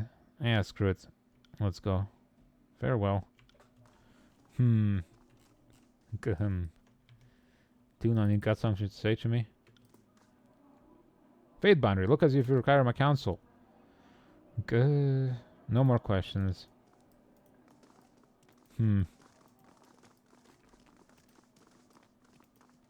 Lady Lucretius? Man,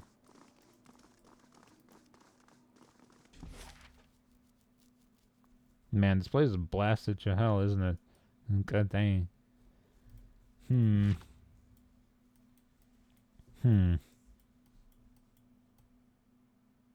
Let's see.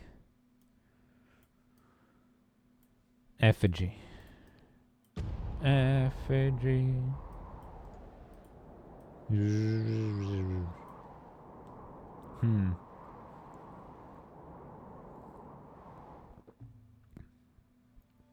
Oh, this place is a bit... Oh, crispy. Rescue Marek. Who's Marek again? Good. Huh. Oh, yeah.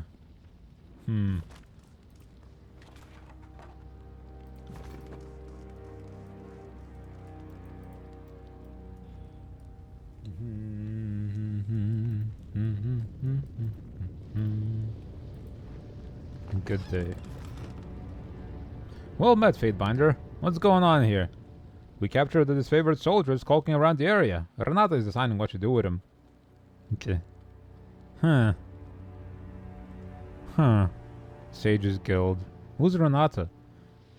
She's our real leader. If you want to see the prisoner, you have to get her to do so. Can I talk to the prisoner? Absolutely not. If Renata said no one was allowed to see him if she was not accompanying them. I'll speak to you later then. Can't do that. Okay. Oh, he's up there. Okay. Sorry, I can't. Okay. Oh, there's Renata. Acalia.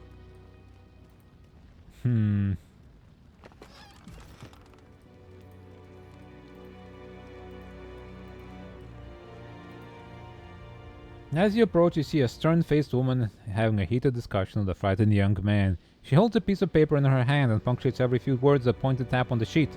The young man turns bright red and takes 2 shuffling steps backward, his eyes casting about for help from the group, but no one gathered will meet his gaze. Finally, the woman throws the paper at him and says dismissively, "We're done here." Okay. The young man makes a couple of frantic grabs at the paper before finally securing it, then turns and runs away, tripping as he does. The woman squeezes her eyes closed, sighs, and puts the palm of her hand against her forehead, working it around in small circles. She takes another deep breath and then turns to face you. She gives you a half bow, her face stoic and her voice flat. "Fatebinder, the last thing I expected here was a representative of the disfavored. My name is Renata. We are not properly prepared to receive you as we have recently taken a prisoner and he has proven to be quite a handful." She puts a hand to her head again, as if to empathize her consternation. "And I have the feeling you're probably here to speak of just such matters. Renata pauses for a moment. "Although I have a matter I would like to address. When the Vellum Citadel was under siege, why did you feel it necessary to muzzle my fellow sages?" Okay.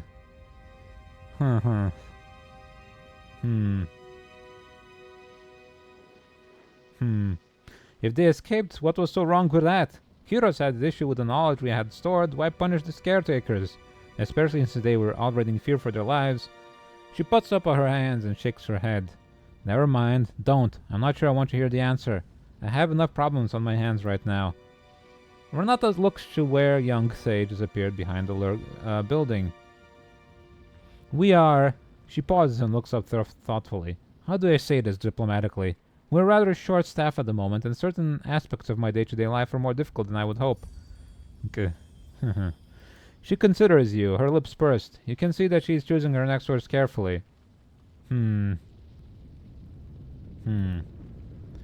Okay. "Because you gave us warning, we were able to get all of important books and people out before our home was destroyed. For that, I thank you." She sniffs, her eyes briefly looking down. When she looks up again, she is composed, all sense of sentiment gone from her demeanor. "What business do you have with the sages?" Die. Good. "I'm looking for Marek. I've learned that he may be here." Renata smiles and points south towards the house of the sage and the beastman standing in front of it. "He's here, all right. He's our captain and he's going anywhere. I'd like to talk to him." Renata folds her arms and looks at you incredulously. "Well, considering he was probably sent to finish the job the edict started, which would mean you're probably here to check up on him, why ever would I let you do that?" "I just want to see him briefly. You might be more inclined to talk to me." "Absolutely not. The last thing I need is you two colluding against me. Now, I'm incredibly busy and have work to do, so leave me be." "We're not criminals, Sage. Whatever else you might think, we are the ones in the right here, and you are simply an obstruction to be moved aside, by force if need be." She scrutinizes Barrack with a mixed expression. "Easy for you to say when you stand as tall as the library stacks. Come down to my level if you want to pick a fight, you great Iron Spire.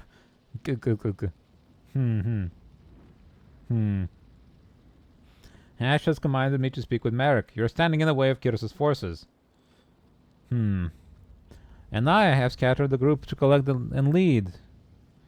Everyone has hardships and I really don't care to hear about yours. Kairos has done enough damage. I will not allow it to continue while I'm here. You can bluster all you want. You will not be speaking to the prisoner. I won't ask you again, Renata. Let me talk to Merrick or pay the price. Renata's eyes narrow. It appears you wish this to end in blood. So be it. You will find the sages aren't so easily silenced. Guards, we are under attack. Well, we're gonna get some magics now.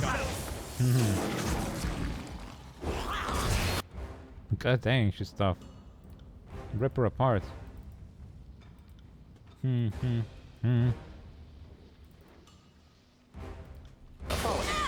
do it. What the hell, entry? Well, that's not our beast person. Okay. Oops. Petrify. Right.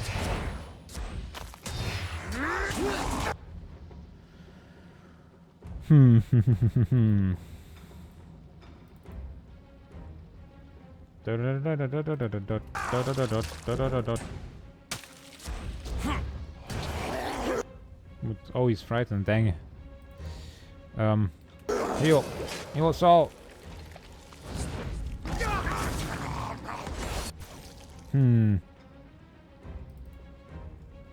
Okay.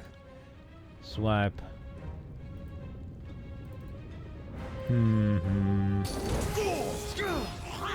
Ah, jeez. I can't take much more of this. You're fine. This is useless. I should try something else. See that? Heal. Oh boy. Do the ability, god dang it. Useless. We should try that again. I'm not Do it. built for this sort of fight. Okay, everyone's petrified. Wonderful. Okay.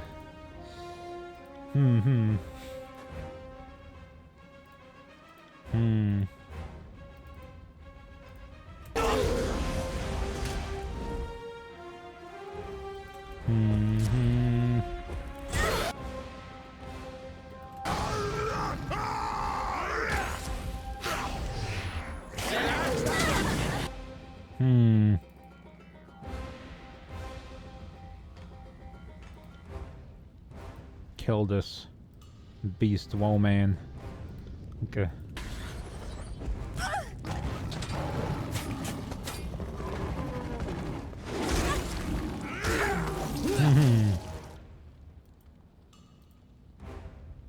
Knowledge hunter. Huh. This is useless. This is useless. I should try. Ah, jeez. That dang. Now into sleep and shadows. I'm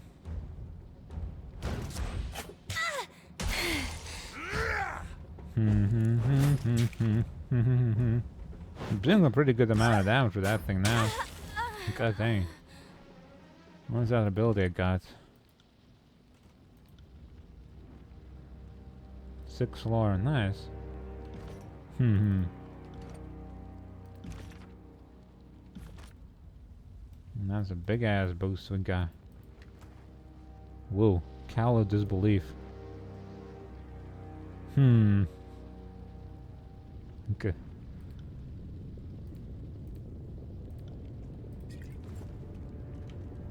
Magic defense, huh?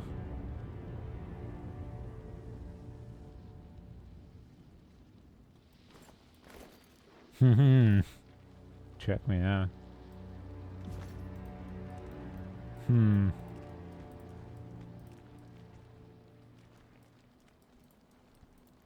Gotta free the guy. Oh, they're all here. Okay. Hello, Merrick. What you doing here?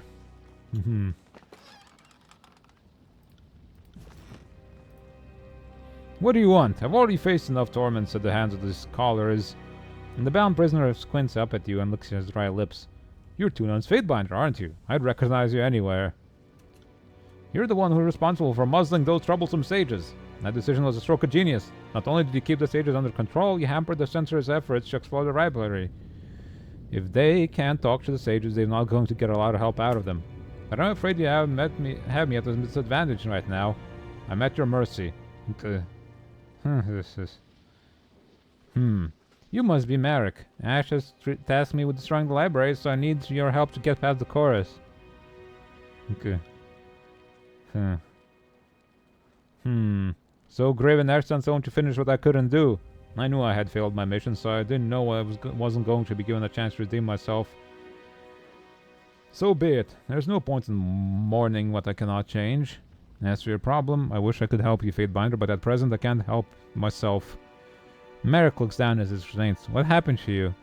My scouts and I were infiltrating the burning library. One of my best, Yelena, must have been working with the Scarlet Chorus. She disappeared, and shortly after we got hunted down. He sends a bloody glob of spit to the ground. She used her oath-bound connection against us, and so the chorus was able to pin down our location. Damn clever. I don't know how many of us were taken, but these sages caught me while I was resting. Suppose I should feel grateful? Now just await my execution, unless you're willing to help me. Set me free and can talk more. That would be a real favor. And if you were worried about the muscle around camp, the rest of my scouts are nearby. They can help us fight off the sages' scum. They're already dead. You're free.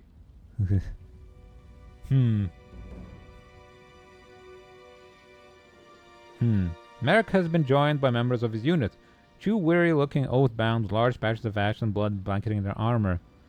They nod to their commander as they approach, a curiously nonchalant reaction to his rescue. Merrick appears to regain some strength at the sight of his men.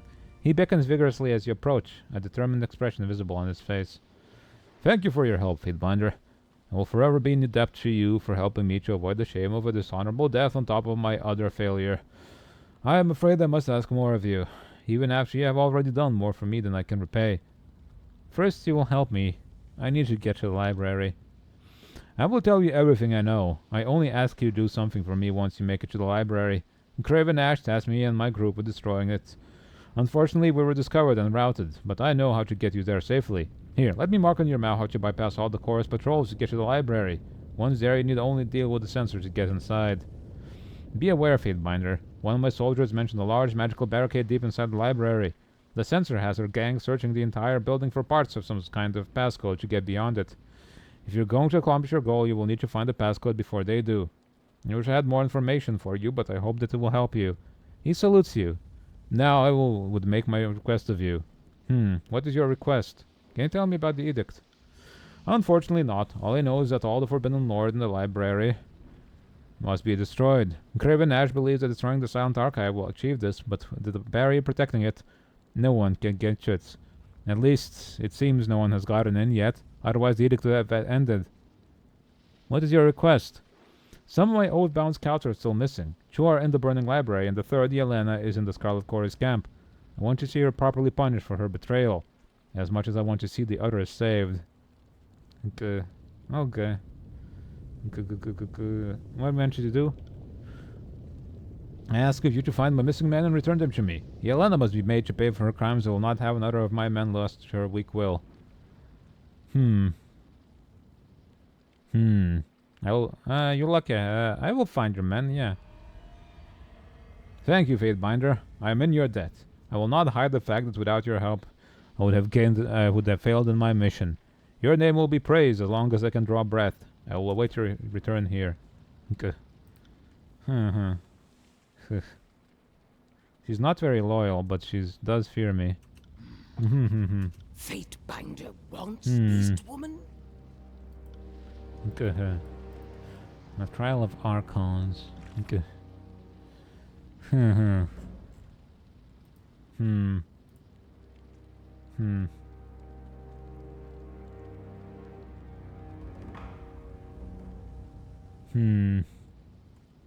Shadow Hunter's Cloud.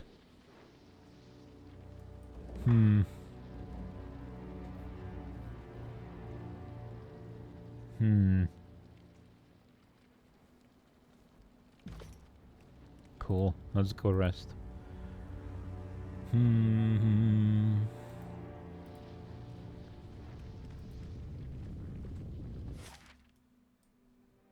The entrance.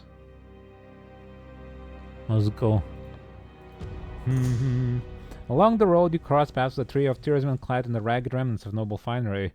They appear haggard, hands blemished with dirt, faces sunburnt and peeling. Their guard has been reduced to 2 men in dented bronze, each sporting mangy beards and visible exhaustion. One of the tearsmen notes your banner and hails you. With grim stoicism, the woman explains that she, her husband, and his sister traveled from their home towards the bastard city to bend the knee to the archon of justice and swear eternal fealty to the overlord's glorious rule. Unfortunately, they have been harried incessantly by highwaymen and scarlet chorus raiders alike and feared they may not live to see their destination. Kill them. Speak with them. Your weapons remain sheathed even as you demand the refugees attend your authority as a fate binder of Tunon. Though the woman matches your gaze with steady resolve, the remainder of the quintet exchange nervous glances among themselves. Question them. With a brief, largely uncontested interrogation, you learn that these 3 individuals are members of the old aristocracy of Sunder. They traveled to Stalwart after their homeland's destruction, but the Edict of Storms has driven them north again. Having lost very nearly everything short of their life, they finally accepted the inevitability of Kiros's control of the Tears, and home to find a place within the new order. Okay.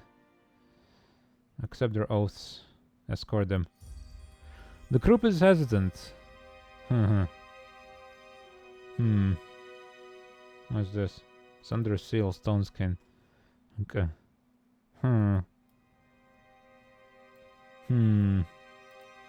The group is hesitant to accept the terrifying honor of the personal escort of a Fatebinder, but they don't resist your insistence. You lead them through the bastard city into the north court of Tunon. What's this? Exhaustion. Archon of Justice, who presides over the 3 nobles as they swear their loyalty and service to the Empire of the Overlord. After their brief ceremony, one of the nobles approaches you and displays her appreciation in the form of a small gift. Cool. Okay.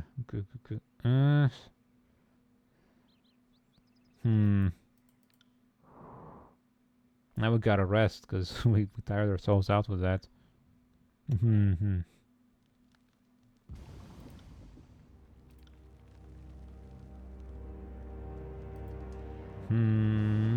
Edict of Fire.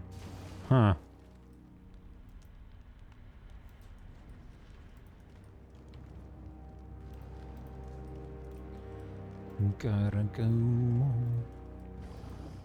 Oh dang. Look at these folks. Curious. Curious? What is curious? What do you see? Sorry, I can't. What is curious actually? What do you mean? I can't see anything here.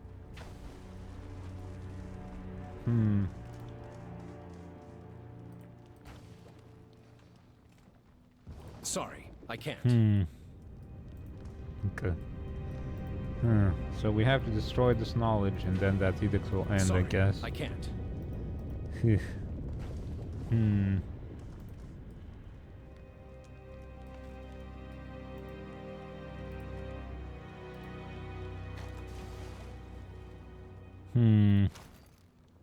Full ant.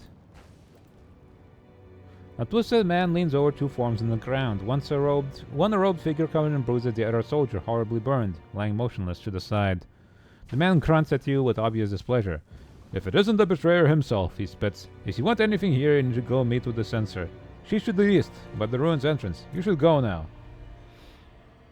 We're not particularly happy with you at the moment. We were having such a good time watching the chaos sowed by Siren's wonderful song, and some of our men owe their positions to it. Who knows what would have happened if you'd let them keep it up? He face twists in a sneer.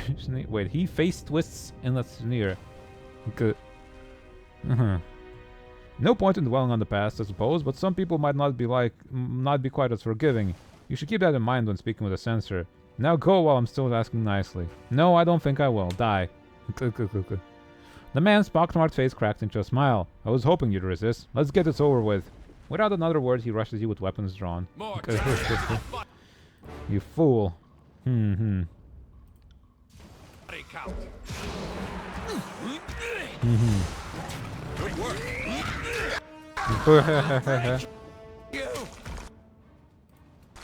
Go kill that guy.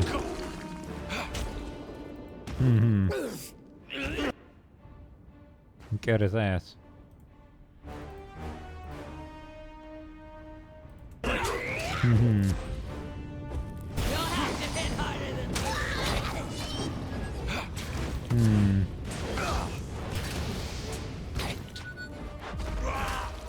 Zap him. Culminate. Best hunter comes vital organs. Is that ink? No, wait. It's blood. No, wait, that's blood. Let's petrify the fool. Petrify, I say. Why can't I petrify? Oh, I'm silent, that's why, probably.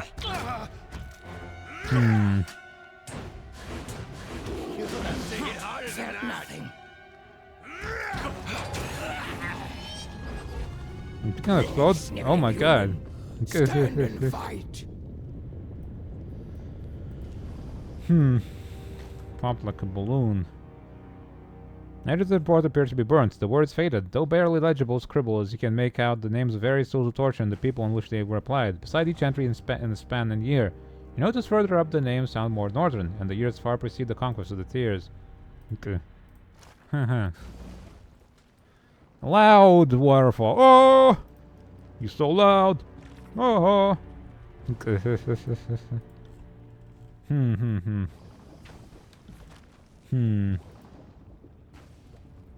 The sage has clearly suffered at the hands of his captors. Burn box cover his legs and his shoulders slump unnaturally. He looks at you in stunned disbelief. Thank you. I can't believe those blackguards are finally dead. He spits. May they rot. I would say more, but I have to make my escape before my patrol circles back. And you wouldn't want to be caught here either, for that matter. He clasps both of your hands in his. If you are truly committed to taking on the Scarlet Course, you speak with Renata, our leader. She's nothing if not sympathetic to your interests. What's that? Yes, that was the exact one. Seek her out in the ruins of Effigy. She has a camp there with other members of our order. No, you will die now. Fallan's expression changes from one of shock to resignation. So be it. Slaughter. Ripping with claws. I'm sorry, but you got in my way.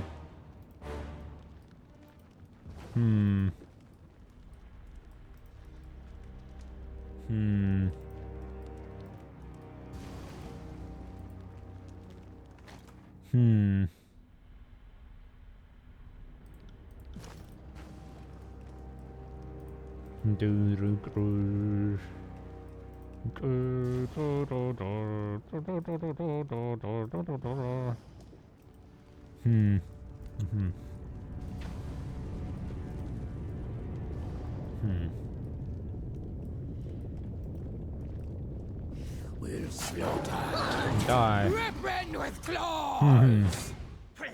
We'll have your head! I will have your head. This is useless. I should try something else. You'll have to hit harder than that.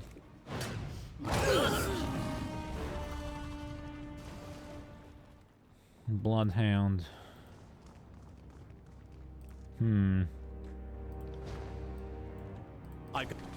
I got it.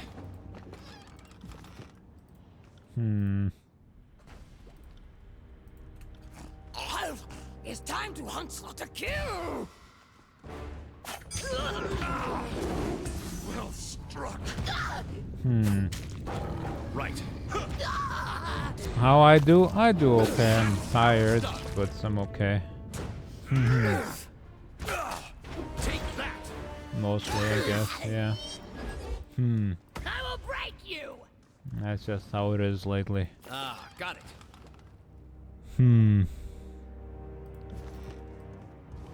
Tired forever. Okay. On it. Ooh, look at that fella. Wall unto myself.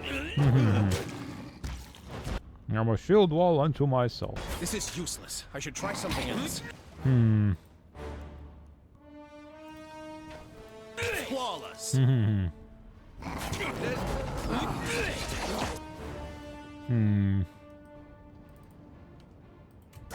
Hard on fast. Wait, I did that? Nice! You just had breakfast. Beans. Nice. Beans are pretty good stuff. I hope you have your beans This forever. is useless. I got it. May you never run out of beans, Shadeen. Eat so many beans they call you Mr. Bean.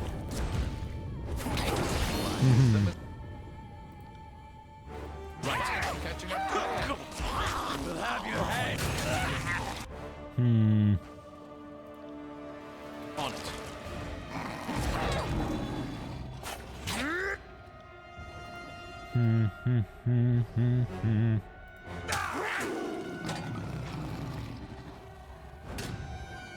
If Italians would all the dish, why Italians of all people?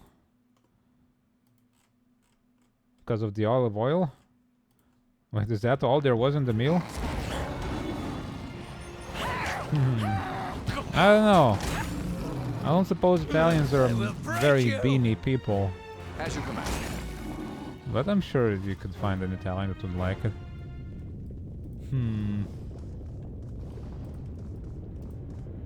Seasoning beans and olive oil. I think Italian cuisine is a little bit more complicated than that.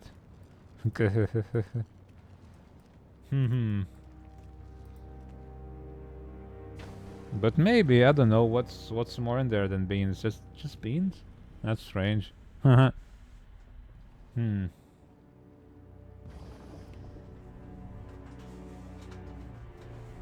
It's a bit too simple a meal to really judge if that's the case.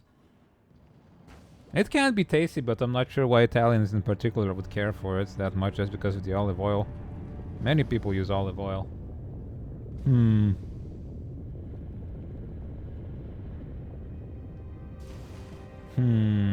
Yeah, I don't know. I think Italians in particular would not care more for beans than like Greeks or the Spanish or the French. Yeah. Also, we have an ad break coming up, so ponder your beans over the ads. Whoa. Tyranny. I'm back. But yeah, that stuff you described, Waterfall, does sound pretty good. Thick flatbread stuff with cheese. I don't like some cheese bread right now.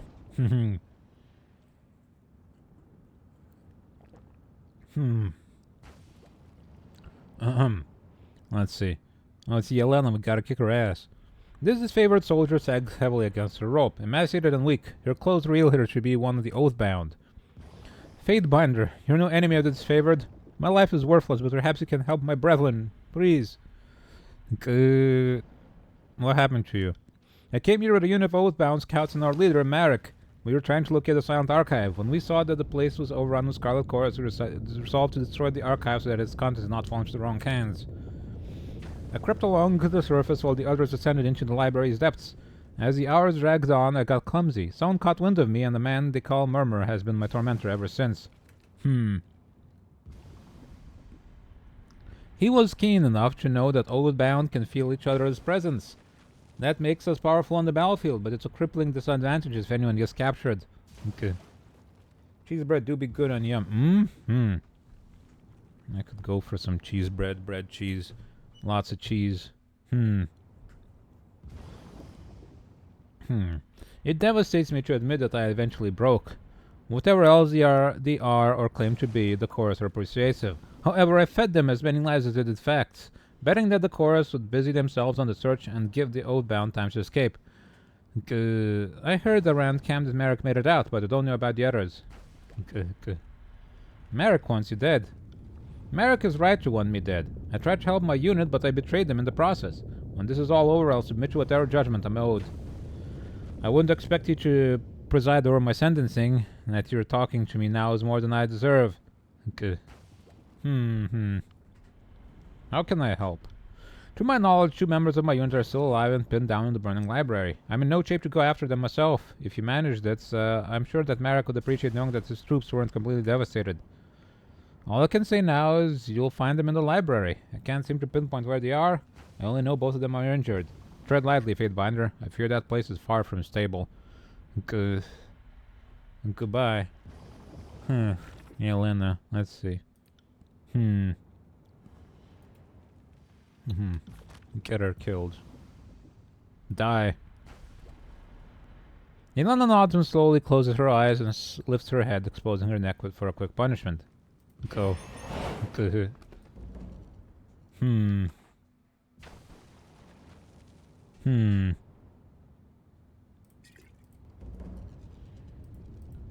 This passageway has been blocked by a magical field.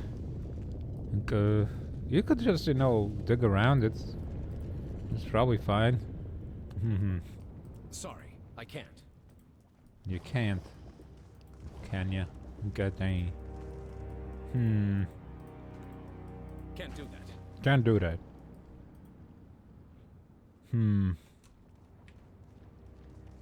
Bold talk.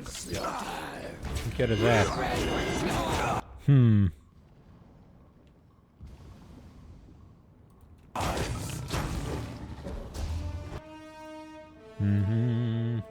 Praise I did.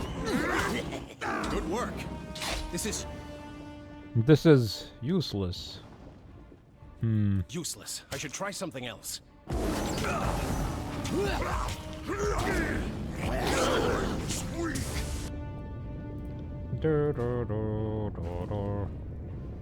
Sorry, I can't. Get this guy's ass. Take care. This is useless.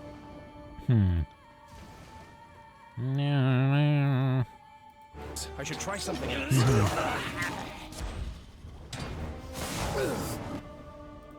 You got his balls. Get him. Good.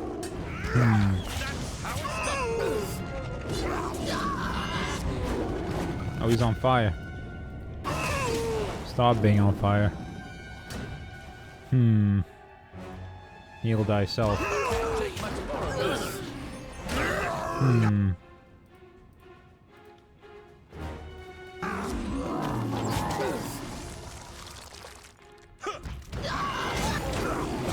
Omit that from the record.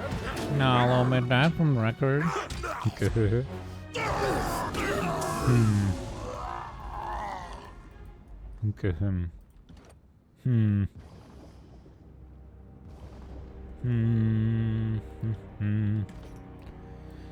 On it. Good. What you got? Scarlet notebook. A red spiral is carved upon the wooden cover of this papyrus notebook. The handwriting within is haphazard and inscrutable. The work of an unpracticed, poorly trained wordcaster.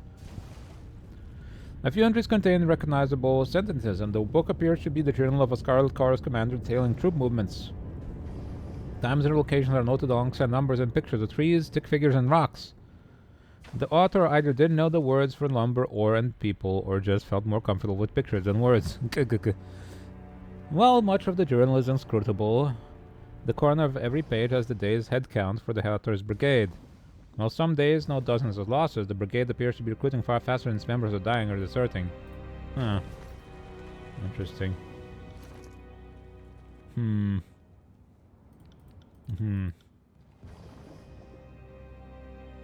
Okay.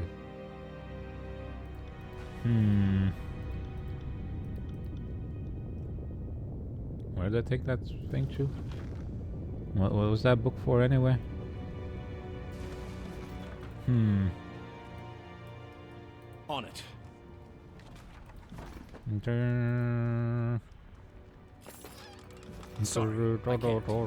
Sorry, I can't. Yes, you can. Believe in yourself.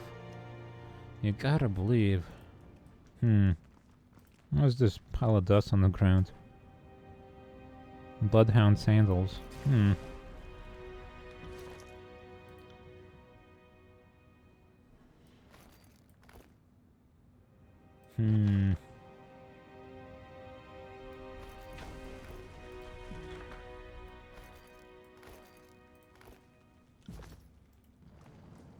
Okay, let's go inside the library. Make it find forbidden knowledge. And cool things should do.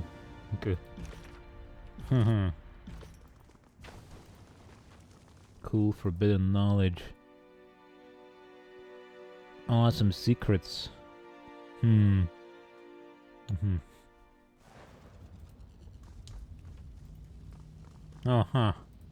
Okay. It isn't clear how one might remove it. Interesting. This is what happens when masters of warding magic compare notes for centuries. Regular doers and boring blocks fall out of fashion. I was hoping the Edict of Fire had done us a favor and burnt away all these barriers, but we're not so lucky. There's a sequence to lower the barriers, but as customs and paranoia dictate, the sages use different sequences every day. And I'm guessing whoever said this one is long gone. Likely dead. We need to look for something that might help. Sages smell of secrets, coal, ink, and lies. She stares at Lantry, red eyes serious and unblinking, lips parted as she pants against the heat. Okay.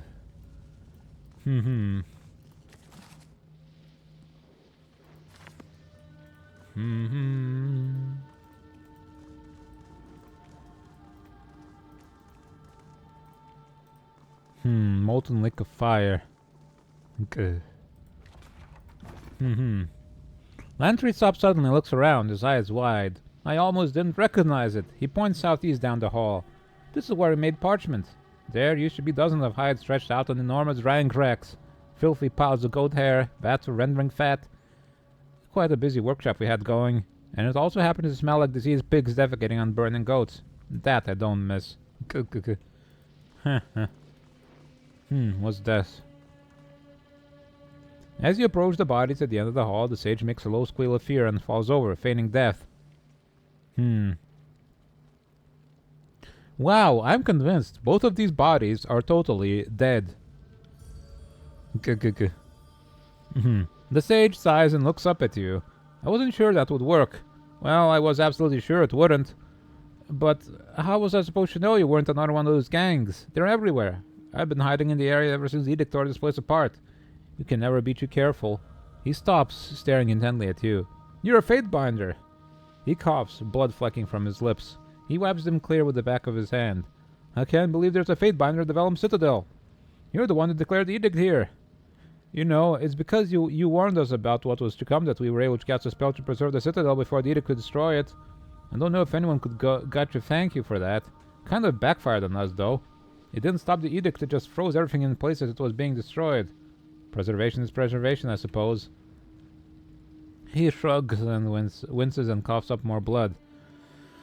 Not that it's doing us any good with all the Scarlet Chorus in here. Did you see how many of those thugs ran in? When I saw them enter, I knew I couldn't stay in hiding any longer. I had to come in and prevent anyone else from getting in, so I activated the barrier by the door.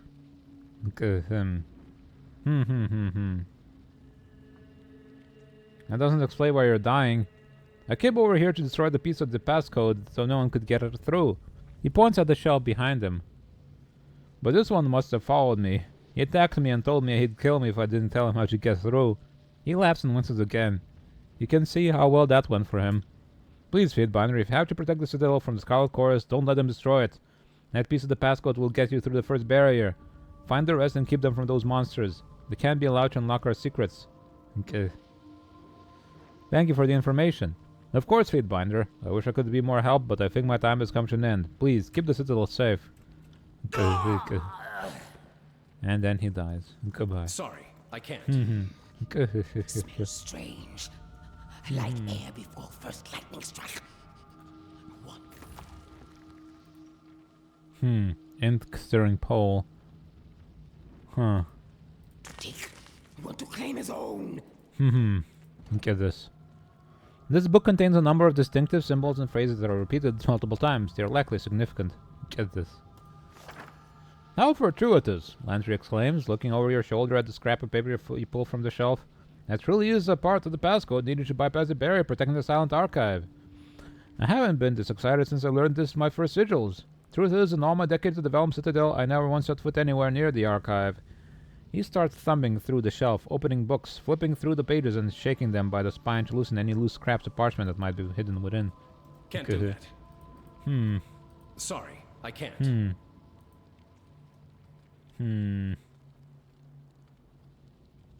Down lower. Ground is less broken, maybe safer for creeping and pawing. Interesting. Okay. Huh, who's that? Another Can't do sage. that. Can't do that. Huh. Sorry, I can't. I got one key. But I suppose we can go past the other door instead, right?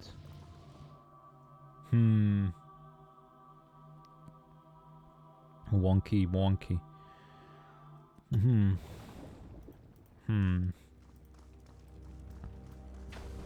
Gotta go.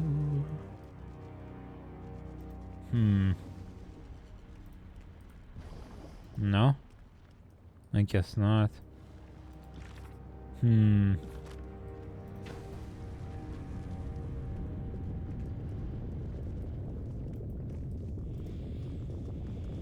Do we have like an ability or something to use that key thingy? Okay. We have far too many abilities and we don't use any of them. Okay.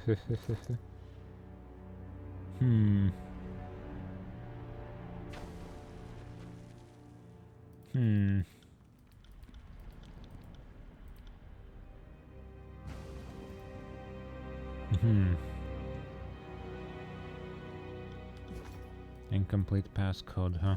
Right.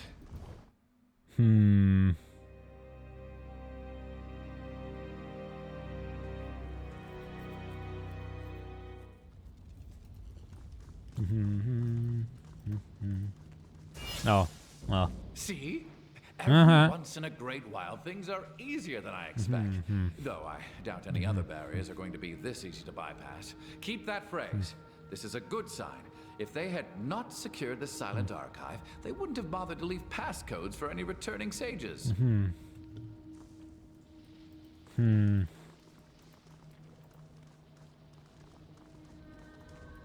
how exactly do you think you're going to get away? An exasperated voice asks. Oh my god. Kill. Hey you, come here. I want to talk to you. Fat Olston. Hello, guys.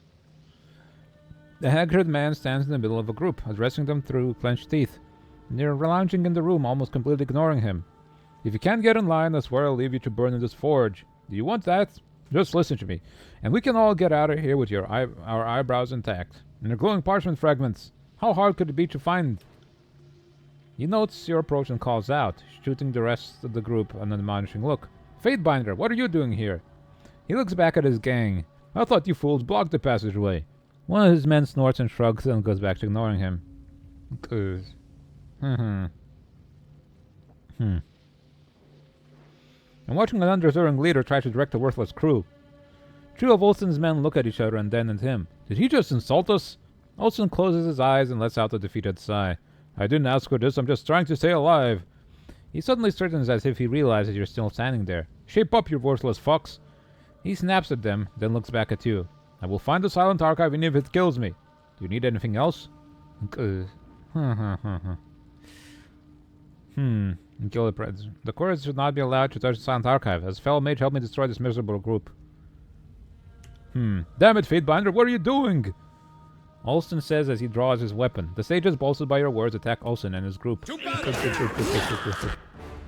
Get killed, fools. Losers.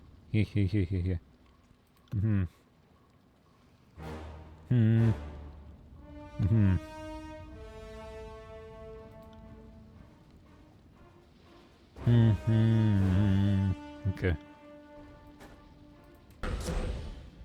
Oh.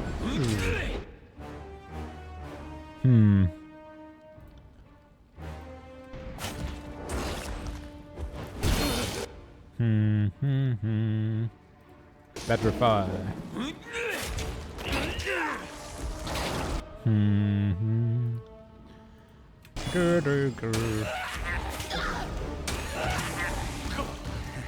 Your will is weak. Your will is weak.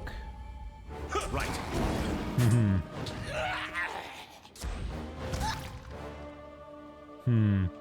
The sages are hard to tell apart from these chorus guys. They look the same.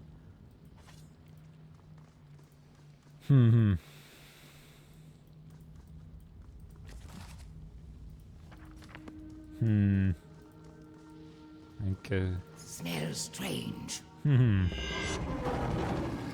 Smells strange. Gotta find more stuff for us. Where does this lead? Outside? To the other side of that tunnel, maybe? It goes around. Have a look here. No. Ooh. Sigil of fire. More control of fire. Ember glow hood. Sorry, I can't. It sure looks cool.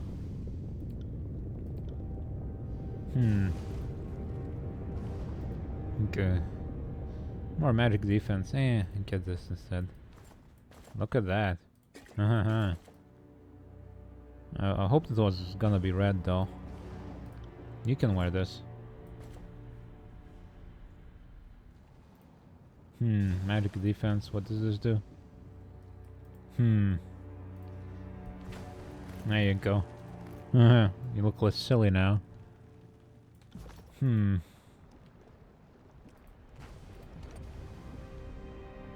Spell symbol of fire. You already know the sigil, dang it. I got it. Unless we got some more. We gotta increase our spell power somehow. Like this. Fulmination. Okay. We can make it stronger. Strength 5. We can't yet, but close.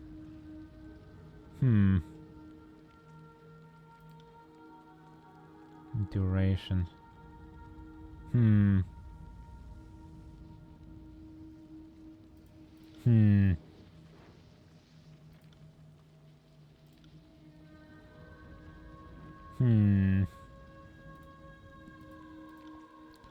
Distance zap. I don't guess use this one that much. Can I make it bounce? Okay. It's gonna be a bit expensive though, isn't it? Very expensive.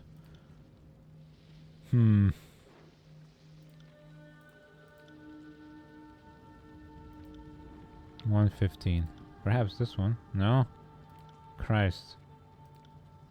Range. Accuracy is fine. I'll make it more accurate, I suppose.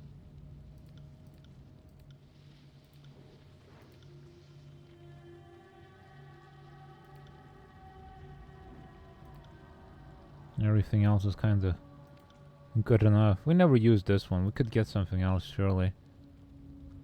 A different frost web spell, maybe, or a stone spell. Or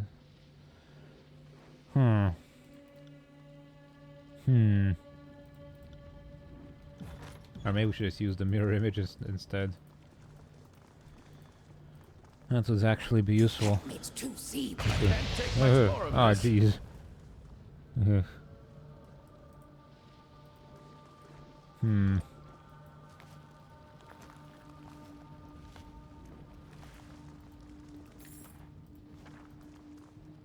Oh, hey. Hello, Sage.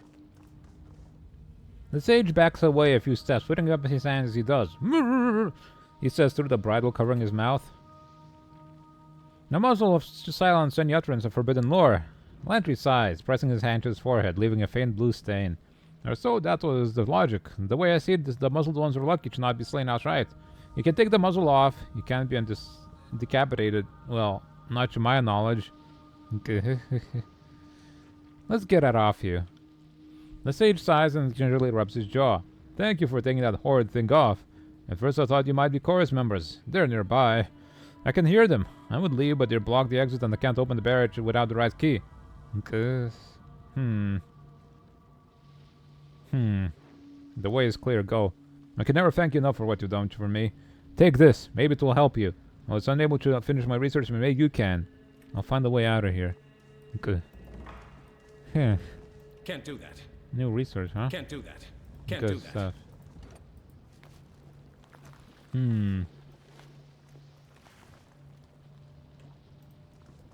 What we really need. Gaptooth, there's someone out there! The Psy carries all the way to you. Then tell them to get their asses in here. Get your asses in here. Gaptooth wants to see you. Gaptooth. Okay. Can we see what we found through research even? Or do we... Colossus extract.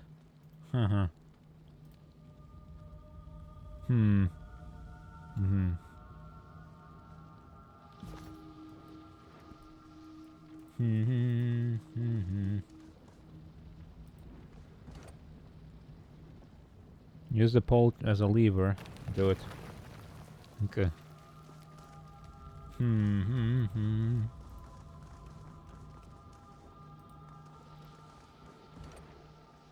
Interpret the symbols. Sigil of strength 2. Well, that's better. It's not some crazy thing I can't use yet because it's too high level.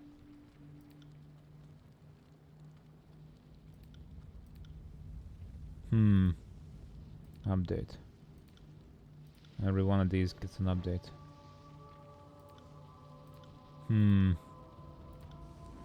Get this. And this one can't. It's already too strong.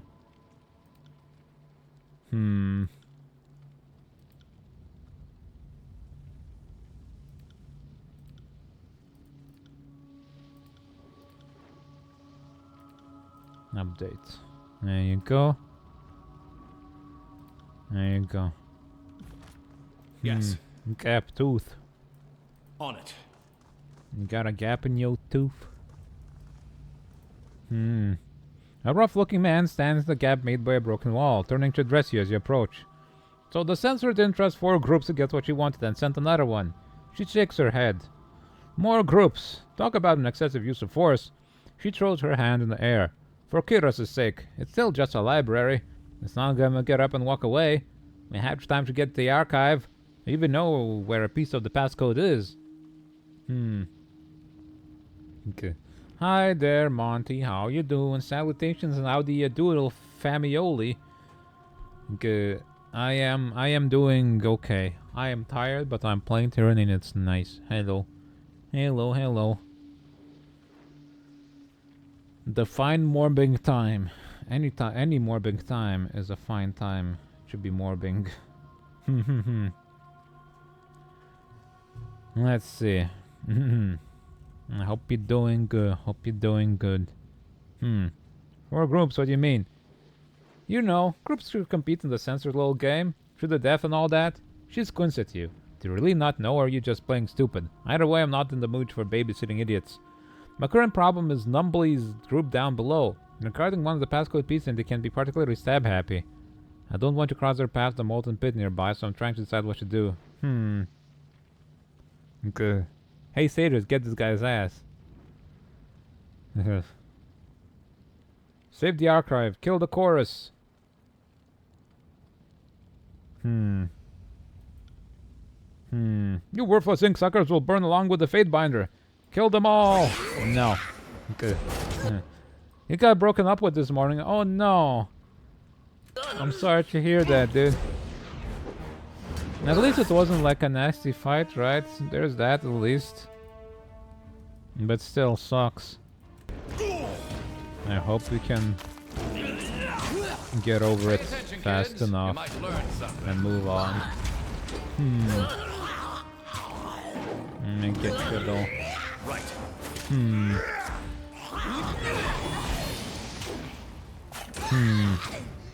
I hope I can at least provide you some entertainment.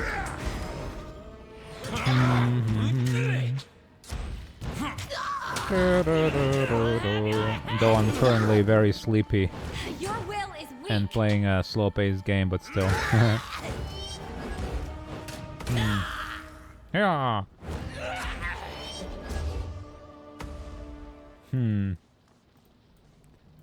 On it.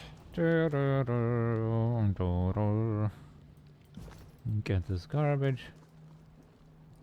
And that goes down, does it?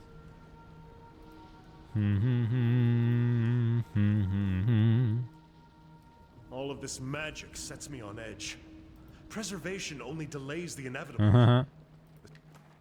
Yeah, shut up, hold on. What is this? Burnt missive. You can tell that Graven Ash was intended recipient. The sender makes a plea for assistance as she doesn't believe her garrison, the Blade Grave, has sufficient troops. This whole library is an abomination. Can you even read, Barrack? What do you mean, abomination? Huh. They didn't have much relationship with seriously in dating you. They process. They learn more. They lean more sapphic. It comes as a risk of the territory dating someone who doesn't have much relationship experience. If you had a nickel every time that happened to you, they'd have 2 nickels, which isn't a lot, but it's weird that this happened twice. Well, at least you got a story to tell, right? And you'll help somebody find themselves, which is nice. Can't do that. But it sucks on your end, though, huh? A little Sorry, bit. I can't.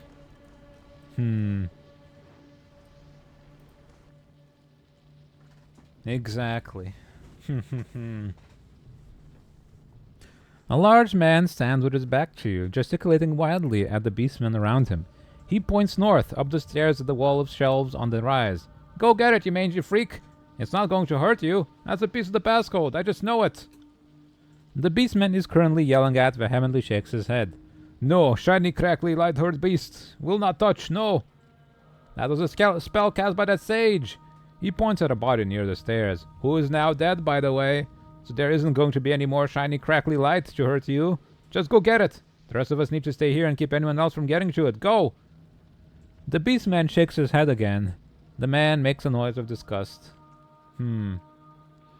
You're worthless, all of ya. How did I get stuck with the Monster Brigade? Well, you got stuck with a name like Numbly too, so... I don't know. It's like you started out bad. Happy for them, old boo-hoo for you. It's not too bad. Yeah. As long as it wasn't like a terrible thing. Okay. Have a look at my animals. Look at them sleeping. Mira. Archie. Oh, they're too sleepy. Babies. One day, Pandora will join them on the bed while I'm streaming. It's like she knows that I stream and then she gets out of the bed and leaves. She doesn't want to be seen by people, clearly. Let's see. The man turns to you, his ill-fitting armor straining against his chest. What are you doing here? His face takes on a sour look and he shakes his head. Never mind, I don't really care. We're not going to let you pass, no matter your reasons. This contest is in the bag. If anyone is going to get to the Silent Archive first, it will be me. And if you think I'm letting you anywhere near that piece of the passcode, think again. Someone already tried to take it from me and failed. There is a conspicuous cough from behind the man, who rolls his eyes and looks over his shoulder. Us. Die. No time to talk to these freaks. Fulminate.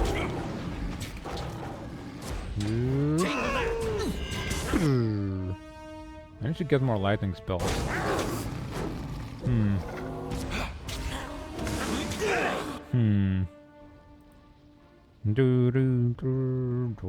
Ooh, dang. Entry. Drink. Drink. Right.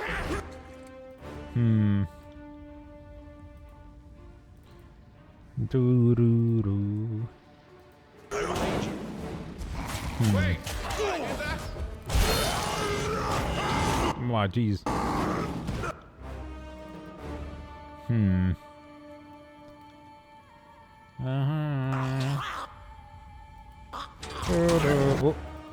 Oh, he just got conked out. Conked the hell out.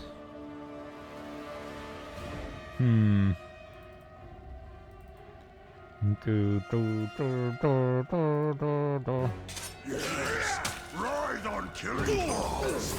Fries legs with flesh and blood. What? Who's talking? What do you mean flesh and blood? What? Where? Who's talking here? Smash to pieces.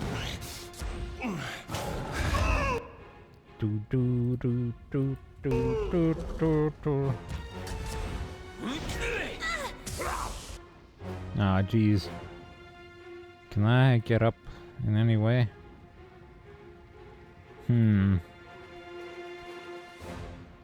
I don't suppose so. Okay. Stand tall, fake binder. Ah, jeez. I could have sworn I had the ability to, like, not die the first time I'm dying. But oh well, maybe it's used already. Kill. Rawr. Felt nothing.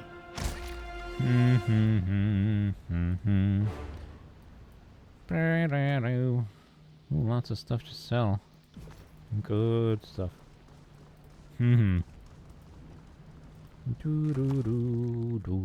Blood Chanter's spine. Ugh. Control emotions by getting somebody's spine.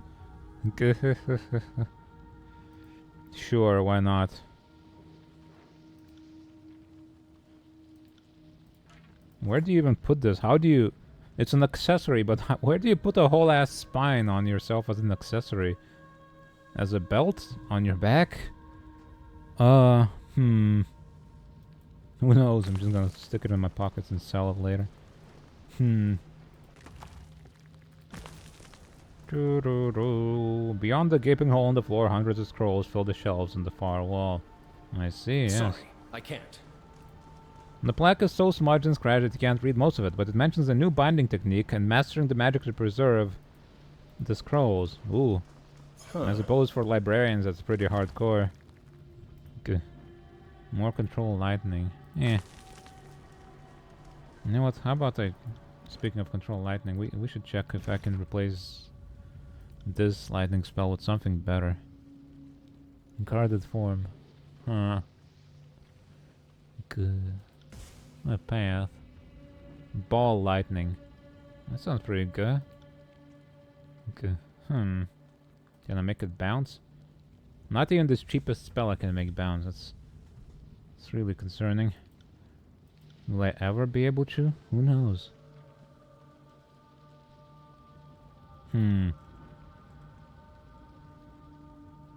Let's see. Area effect attack skills. Move slowly, but then pass through an enemy creates powerful bull shock. Okay, that sounds pretty cool. Okay. Recovery, accuracy. No, we don't need that much accuracy. Blood magic. Make him bleed. You know what? No, let's make it powerful. How about that? Yeah. Ball lightning. Right.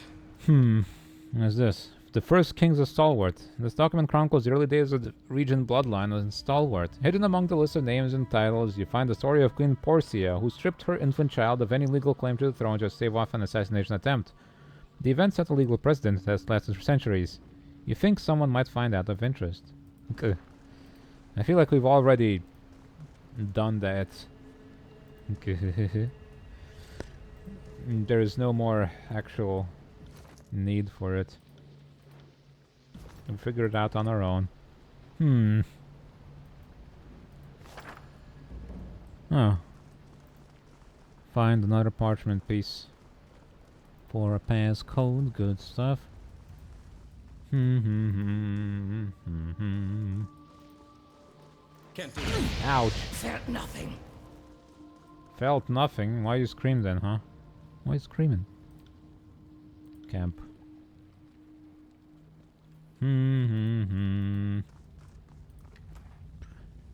Magic sigil. Huh. Good stuff. Can't do that.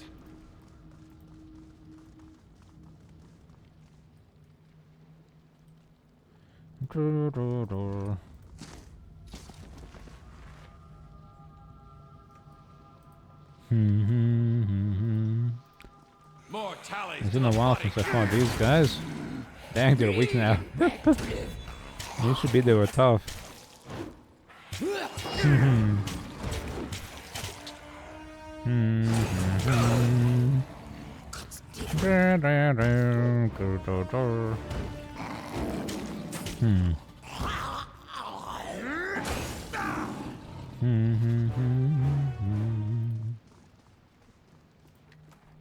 Let's see. Ugh, sleepy. I feel like I should have made coffee, but that would be troublesome if I couldn't sleep before work tomorrow, so maybe I shouldn't.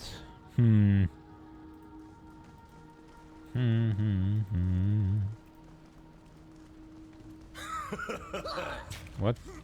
Who's laughing? Where? What the hell? What happened? Oh. Ah, jeez. This is useless. I should try Well, it's one of the guys we're looking for, I think. Die! Someone staunch my bleeding. Someone staunch my No, it's not worth the effort, dude. Sorry. This is useless. I should try something else. Hey, guy. Oh, you have my thanks, Fatebinder. I thought I would surely die in this furnace. Okay. That's it? Okay. That's all you have to say? What about my wondrous rewards? Okay, Landry, what can you do? I suppose we can give him some strength. He throws that feather pretty hard. Improves lore.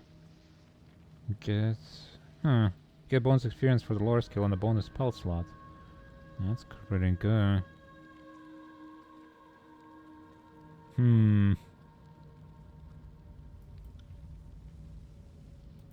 There you go.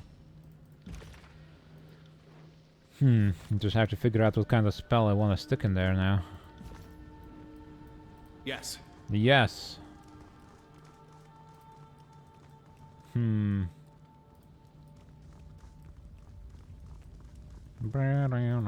Oh, that seems to have another one of those sigils. Good stuff. Another battle. Another battle. I think we're bad at making friends. Bad at making friends.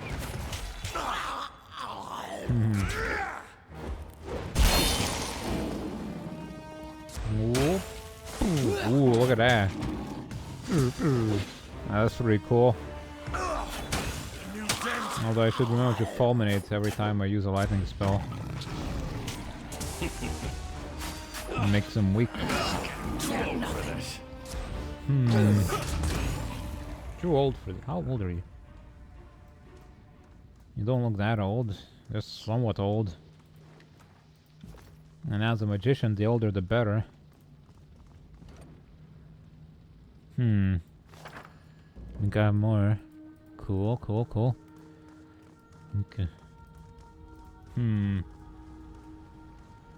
I hope we get the option to steal some forbidden knowledge for ourselves. That would be pretty cool to do. As a magician.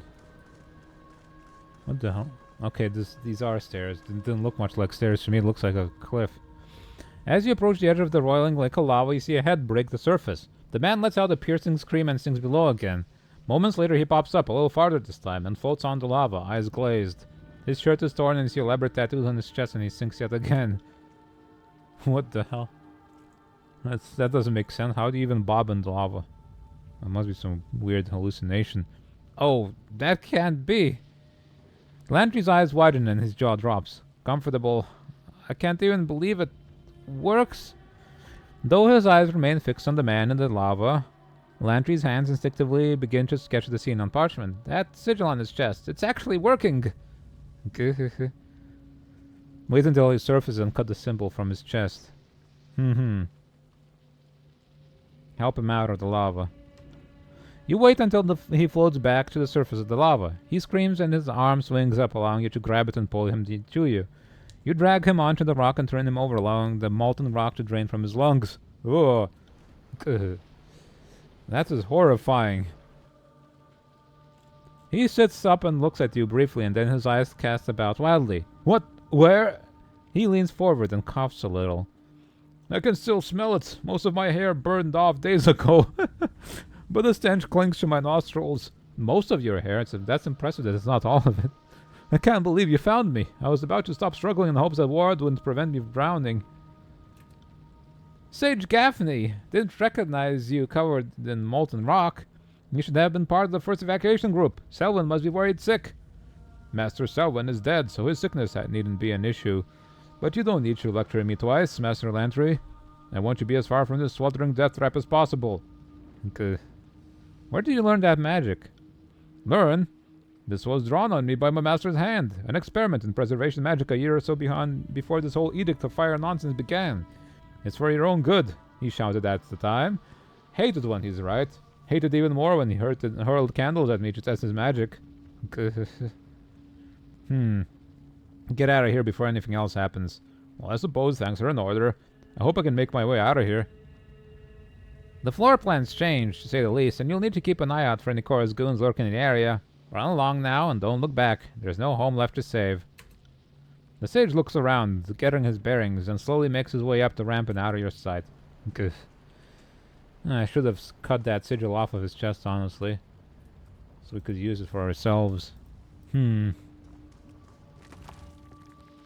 we can still do it later. We gotta round them all up. Sorry, I can't. Thinking they're safe and then swoop in and deal with them. Sigil of proximate action. Huh. Interesting. Good. Where did we pick it up, actually? Where is that thing? Here. Learn. An aura around the target. Myself, perhaps? Let's see what that does. For example, this. Okay. Continually deals crush damage to enemies. Cool. What about lightning? That can be. Core. No, we can't do that one either. Vigor aura. Inspires valor. Allies near the target aura receive a bonus to great and hit precision. That's pretty cool to have, actually. How long does it last? 30 seconds. Ice. Nope. Prevents allies from being knocked prone. That's cool. Fire. Mantle of Flames. Damages foes and removes frozen from allies. Cool. Okay. 2 minutes cooldown, radius 2 meters. No, this one seems pretty good too, the stone one. Crush damage to enemies. And our control stone's kinda low. Maybe we should go. How else are we gonna level up though? 92 all crush. But the fire one is actually better though. It does do more than just damage. Okay. Even though not many things seek to actually set us on frozen.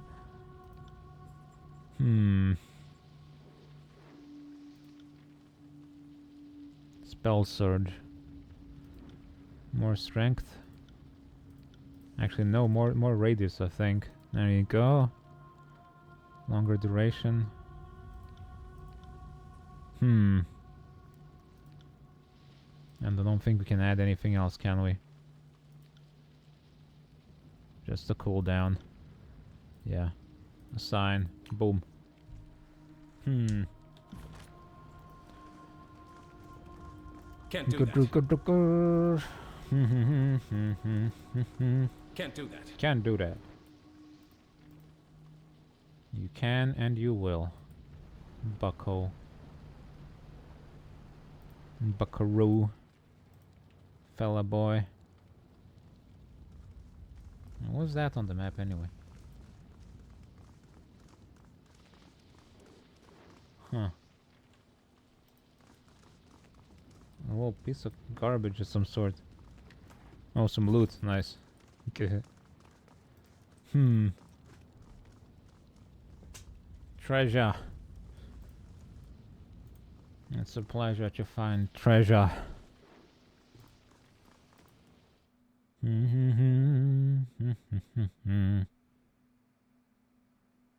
Oh yeah, there's fast modes as well. I forgot about those. Okay.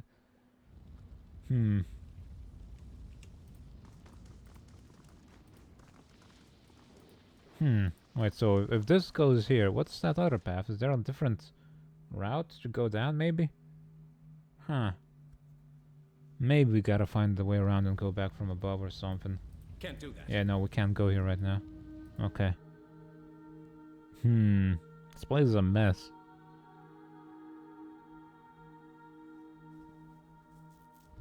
You know what? Since this place is so red, we should switch our color scheme, I think. There you go. Soft.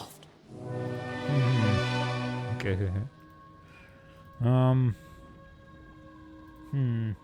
There appears to be some kind of ramp underneath the lava.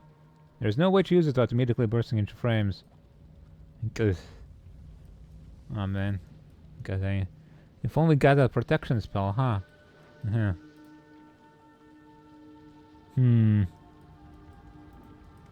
Maybe we can still do it.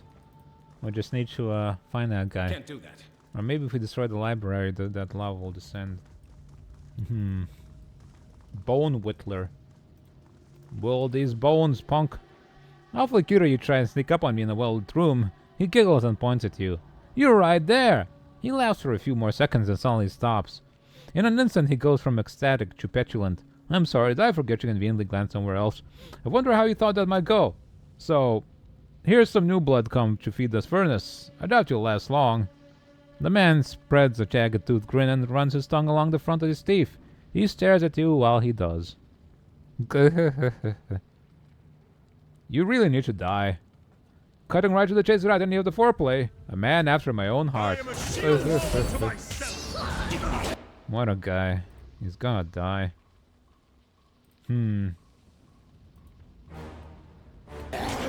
Nerp. 4 minutes. Just straight up pop like a balloon, god dang.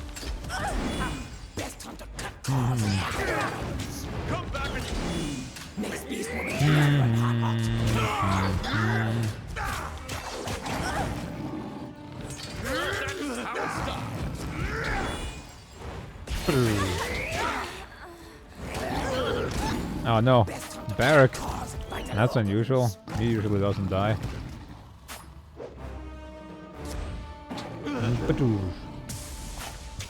Right. Get up, man. On it. Stop. Okay. Look. I'm looking. Ooh. Unraveler's cane. God dang. What is this? Right. That sounds pretty awesome. Control atrophy. I don't know what atrophy does. Critical damage multiplier. Bear to this. Okay, on weapon crit health drained. Whatever. That's not all that impressive. Magic staff. I don't think I have a sigil of atrophy. But I would like a staff like this. Look at that thing. Yes. Is that actually better for me though, damage-wise? Much. Okay, good.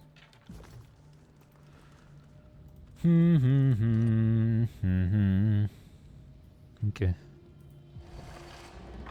Sigil of cyclical energies. What does that do then? Oh, it's cooldown. Okay.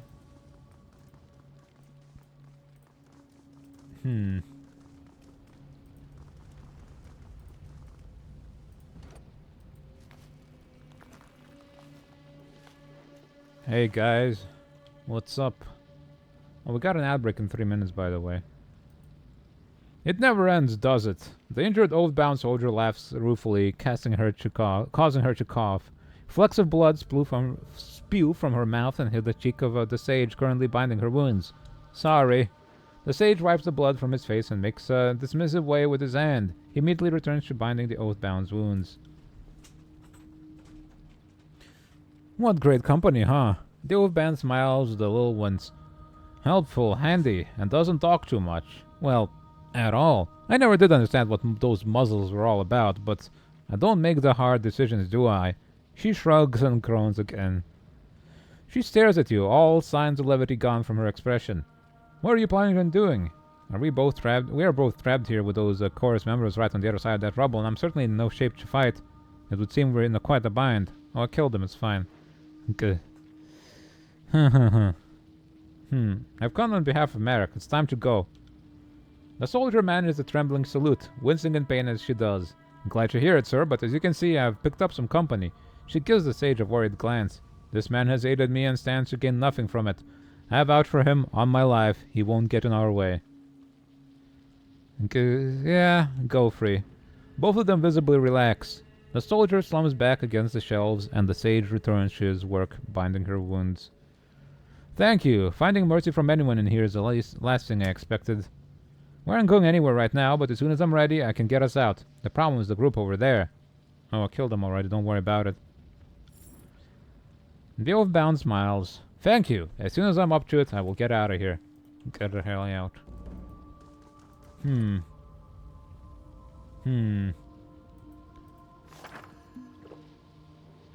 Complete passphrase. That looks like the final piece. I can't fucking believe it. I'm going to see the silent archive. Oh, keep it together, Lantry. You're going to give yourself a heart spasm. With an embarrassed smile, Lantry takes a swig from a vial of ink of his bandolier. Man. As symbols on the page swim before your eyes, fading and reappearing as you watch. As you stare at them, they slowly resolve themselves into serious sentences. First and foremost, for those that have the strength of will, the door to the north shall open. Secondly comes passion, burning in south like an unending fire, to provide vitality to the dedicated.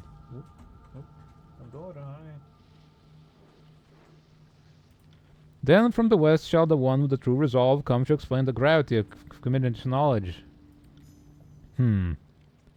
Lastly, look to the east and brace yourself against those who would pull you down. Let your might be solid as stone. Okay. Okay. Whatever that means. Let's go. I snooze the ads for 5 minutes while we're doing this stuff. Okay.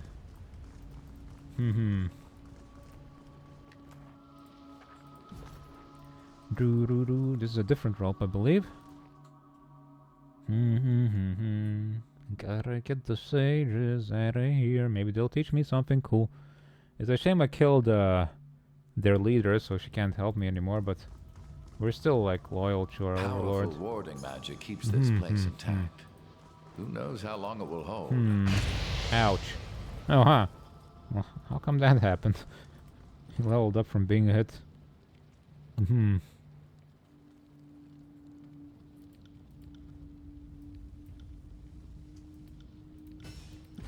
What can we teach this guy? Reduce damage, huh? That sounds pretty awesome. Boosh.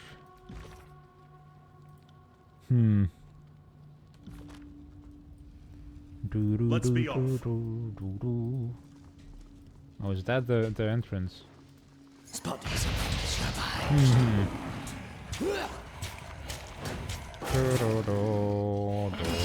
Felt nothing. Felt nothing. Felt nothing. Kill. Oh god. I'm scared. Life friendly fire or what? Or maybe they just exploded and I killed him. Dusty missive. For Sage Renata, it urged her to make an important decision about the future of their guild. Evidently, sages were often used as meditators between the armies. Oftentimes because Grave and Ash simply refused to work with the Wed-Sun due to the troubled past between the two. Okay. Okay, so he refused to cooperate. I see. It seems like they're both at honestly to blame. Both the sides for the Civil War. Might as well just punish them both. Okay.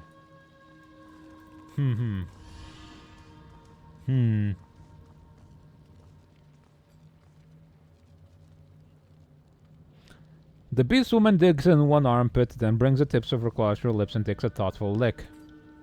Read that poem again. It might help us with the barrier. Hold on, just a second. Good.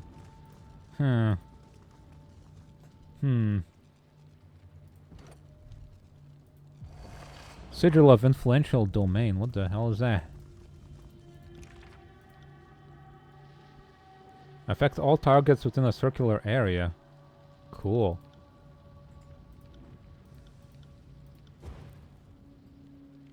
Let's see. Fatigue, affliction. Huh.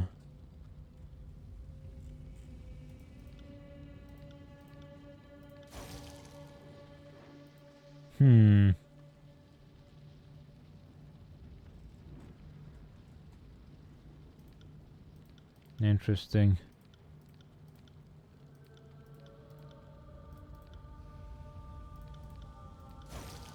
Arc the ground. What about the force one that doesn't have one? Doesn't seem like there's anything I can do with it right now. Right. Whoops. Brian.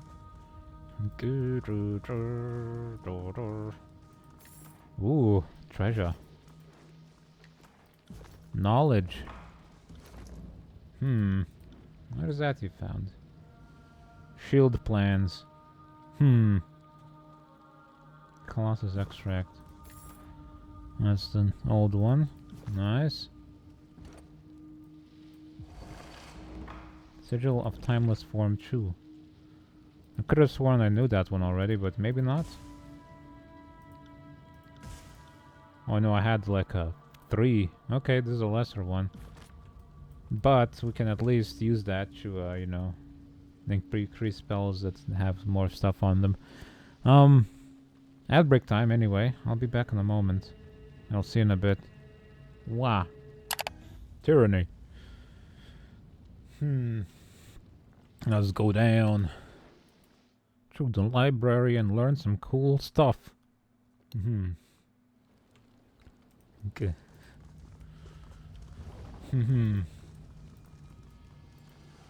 Learning is forbidden. No. I mean, yeah, according to the law of the Overlord, it actually is. So we gotta go and I can't. sneak in some knowledge while they're not looking.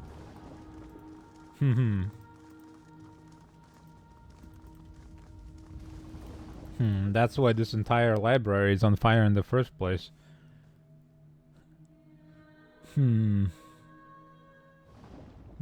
Oh, this is the exit, okay. Coolio.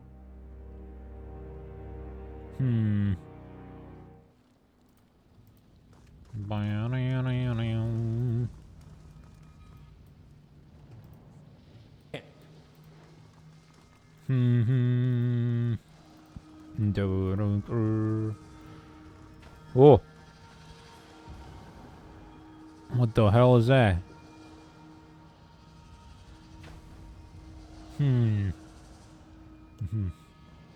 That doesn't look like an archive. It looks like a... Ooh, hi.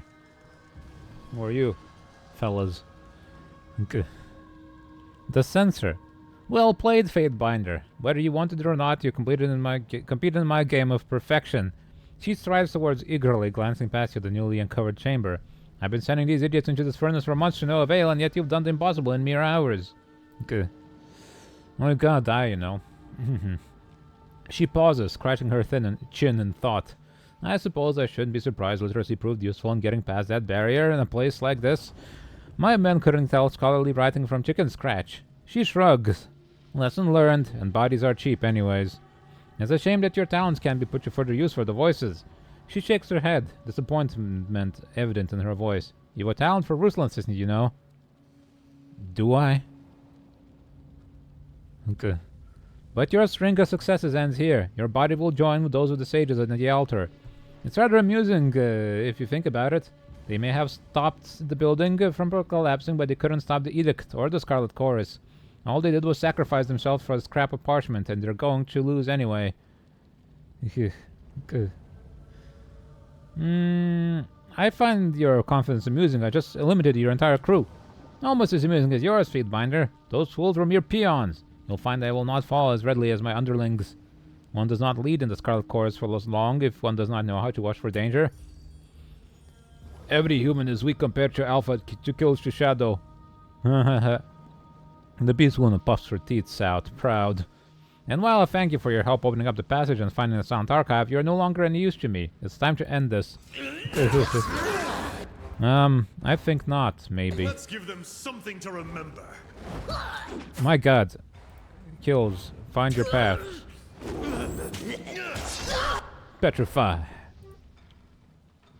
Fulminate. None stand in our way. Fulminate. Lightning bolt.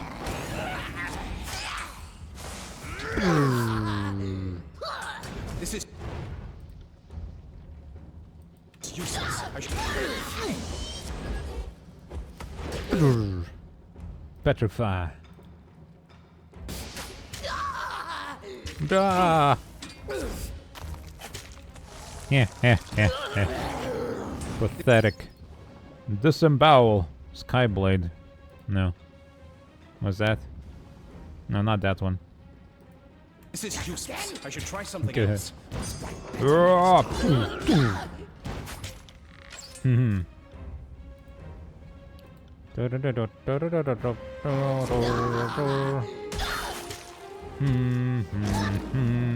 Oh god, I got knocked out. Oh no. Ugh. Ouch. Give me whatever you have. Ooh. Sensor's grip. Okay. Some sick ass gloves. I'm carrying too much. I'm carrying too much. Yes, you are. All this garbage.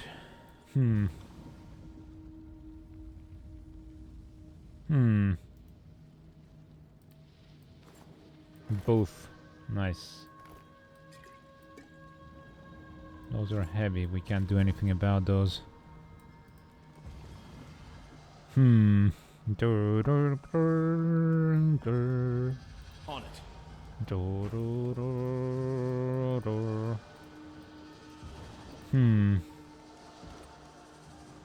The stone here is flecked with small bits of obsidian. One larger piece just shot from the wall and looks like it could be removed. Take it. Okay. I don't know why I took the obsidian fragment, but cool.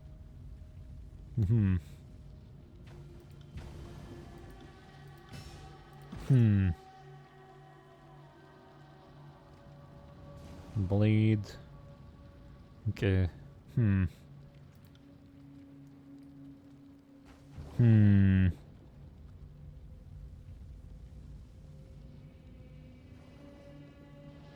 Disembowel, there you go. Them bowels.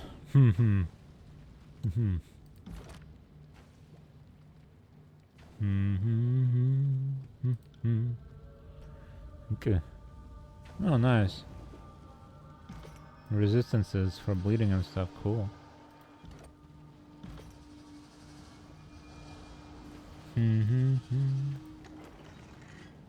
Chronicler's Eye for Lantry. Lore and Will defense.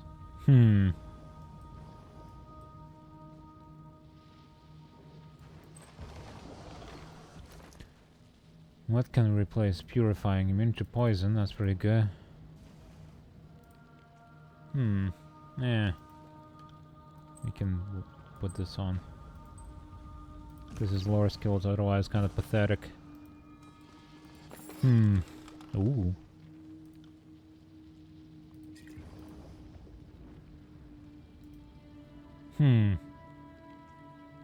Okay. +1 wits, what, like, permanently? Okay.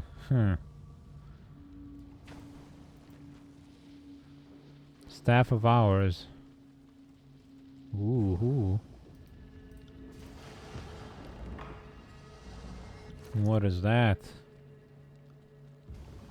Less DPS, but control lightning magic staff. Okay.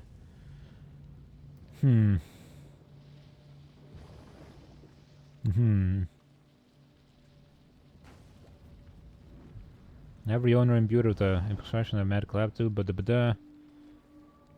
okay. That slows enemies down, huh? Cool.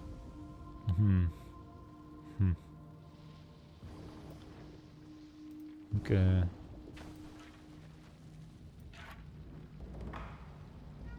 Meow, Pandora. You wanna leave? Oh, baby.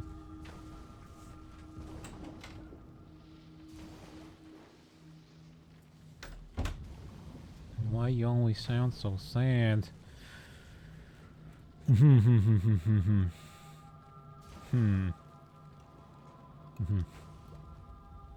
That's quite the stick. 12 shock damage. Eh. This one's pretty cool too, though.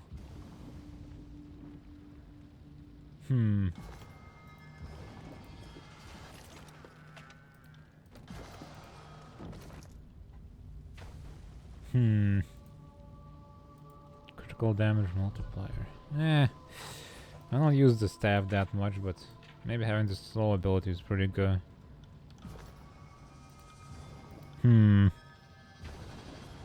Move speed and action speed reduce. Yeah, that sounds pretty good actually.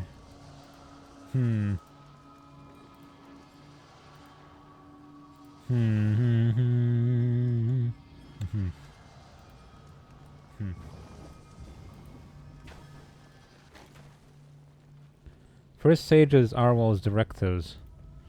Sage Torvin, Kyros's armies have been rebuffed for now, but it is only a temporary victory. I have no doubt that we may hold these walls a good deal longer, but you must remember that the Overlord aims not to butcher the Citadel's keepers, but to destroy its secrets. Kyros is not omnipotent. Her powers may be known and understood in time, and she readily fears the knowledge we hoard here. The Silent Archive must be protected. There is no library in the tiers that is equal. Nothing else matters. Nothing. We may not know the Overlord's plans, but with time and research we can circumvent any of her designs. I need you to ensure that we will have that time when the moment is right. Focus your efforts on Sage Stea's theoretical forays into temporal magic. While we were right to deny such dangerous experimentation before, now it is time in which its risks are justified. Gather the Elder Sages and make your way to the lower chambers. You are to remain there until you devise a solution to Stea's problem of scale. Halting the flow of time in a single chamber won't be sufficient if Kyros drowns us all in a storm or hurtles this library into the firmament. You must find a way to encase all of the Citadel in such a spell, should disaster come. Your success isn't optional. This library will be a distant memory if Kyros has her way. Should we both survive, I will be happy to congratulate you on your breakthrough. Until then, get to work. Good. Okay, well... I feel like this place is gonna collapse if we take this thing out.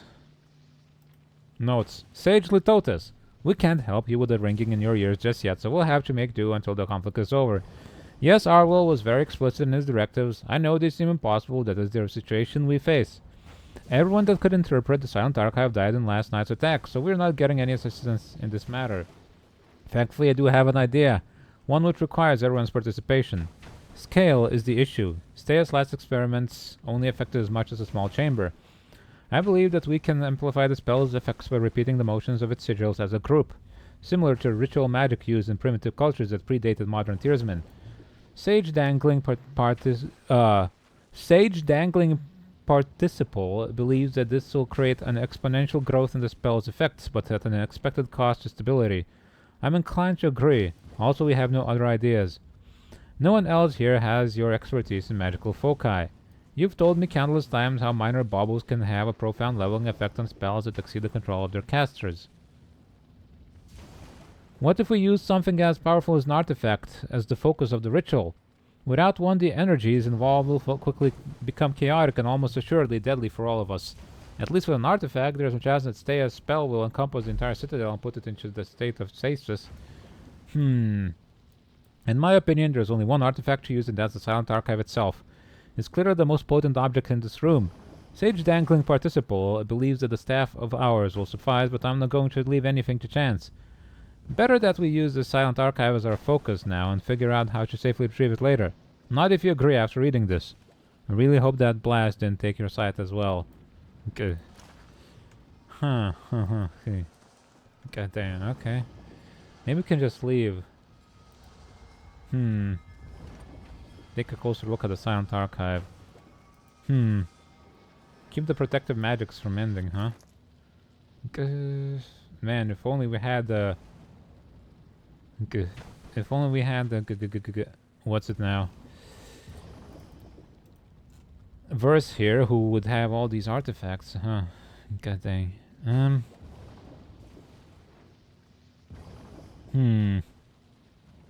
Do we have any other artifacts hanging around? I'm not sure we do. Harbinger's wings. My shirt. Get the staff, I suppose, is one as well.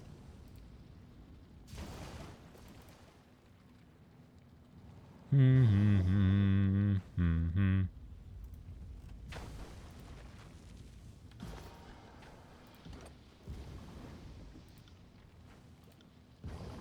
the steadfast insignia. What does that do again?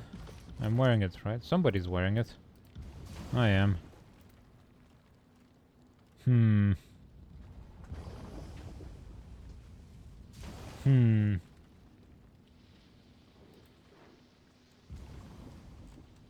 Resolve, huh?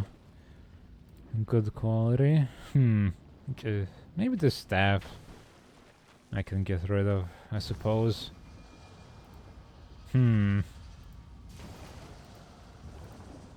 Will do. Pills in Shadow understands. A nimbus of magical energy surrounds the scroll, which levitates above the central platform. You see characters upon the parchment, but they seem to shift from one language to the next. Amazing! I had suspected there was more to the Silent Archive than a simple vault. Extraordinary. This scroll must represent thousands of scholarly works. The motion of the characters of the scroll surface slows as you approach, seemingly in response to your presence. Examine the magical aura.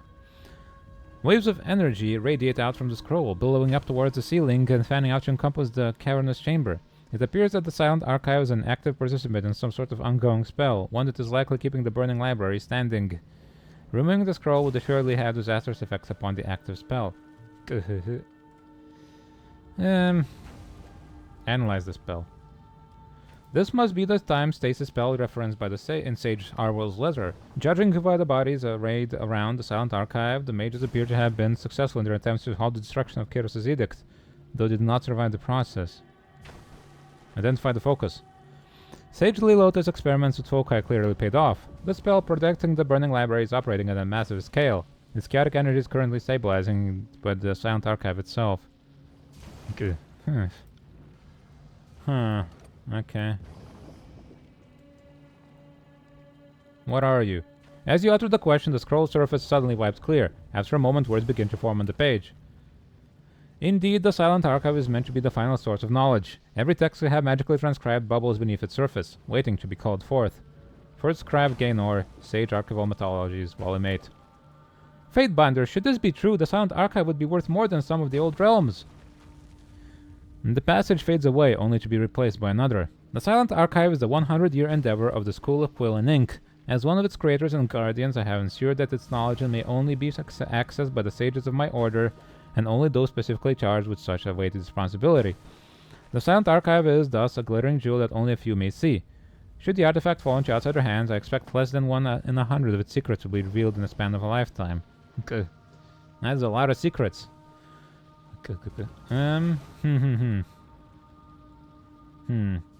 Read the scroll. The parchment surface is impossible to read, ever shifting and convoluted. You see characters of old Verdant written over calligraphy of the Northern Empire, which transform into words used by the nomadic tribes of ancient Azure, and then again into phrases of the common tongue of the Tears. It's as if every word ever written or uttered clashes upon the scroll. Touch it. Okay. You reach out to touch the scroll, but as soon as your hand passes through the cloud encasing it, a violent tremor erupts in the hall. The shaking continues for a few seconds and then vanishes. I would proceed cautiously, Fatebinder. Not even these ruins should remain standing after Kyros's edict. I suspect the sages used the Silent Archive in some way to save our destruction. Good. Let's take this thing. Are you so eager to bring the library down on our heads that you would pull out the only linchpin? So be it. Take it. Oh, dang. We should run. We should really be running now. Of you putting that back, is there? No. Hmm.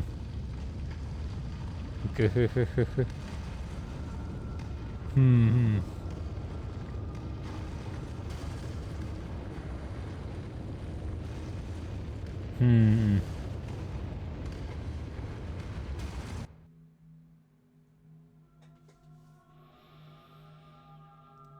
Hmm. Okay. Was tough, hard hunt, but this one did not doubt Pack could survive. No Kira's mystic words are chattered, yep. The air surrounding you begins to thin, and the smell of embers begins to diminish. The clouds of smoke slowly revealing the the clouds of smoke slowly revealing the sky slowly part, I suppose, revealing the sky beyond them. Oh, power. Overwhelming.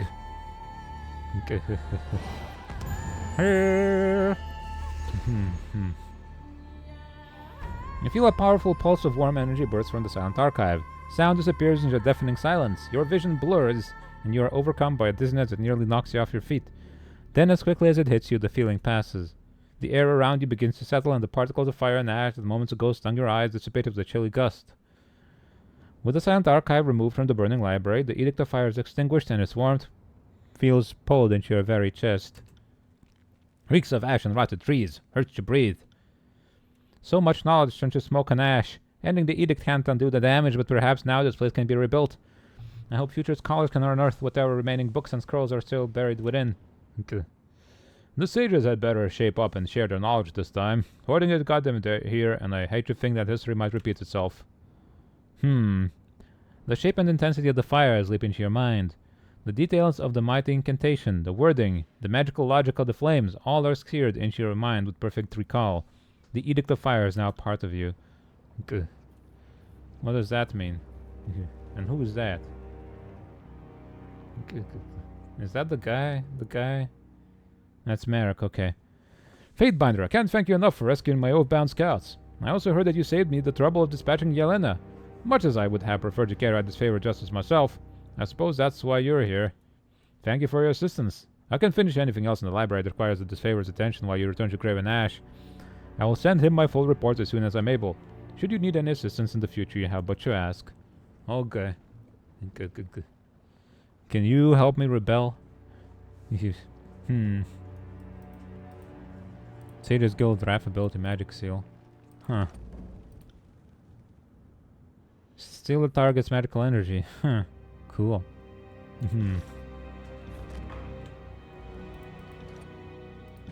What's this? Ah, it's tutorials, okay. Power has increased. Do we still have that? Silent Archive? Yes, we do. Trap detection, resolve, and wits. I'm gonna use this. Get this. Oh.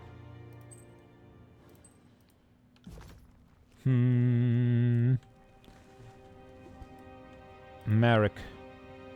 Thank you for your assistance. Hey, Lupin.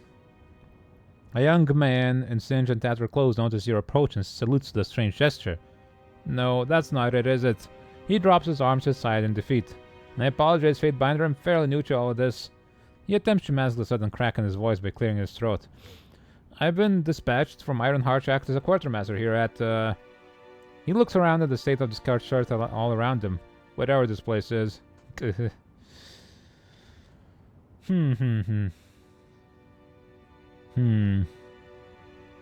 him the proper salute.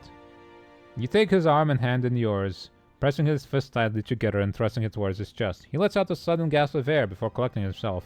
I see. Thank you, Fatebinder. Show me your wares. Okay. Ooh, god dang, sick ass stuff.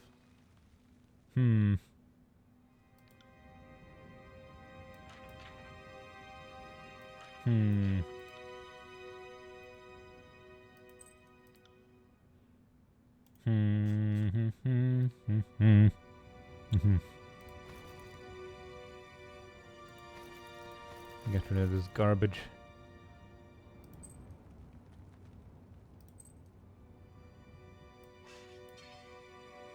Hmm.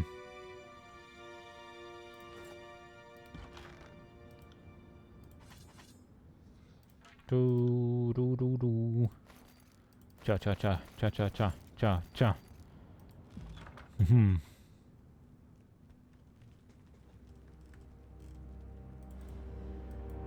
Get as much camping supplies as we can.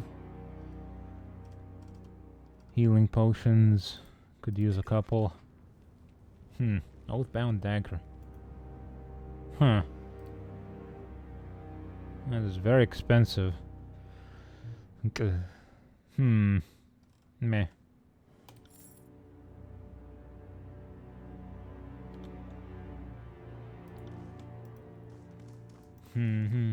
Get the hell out of here.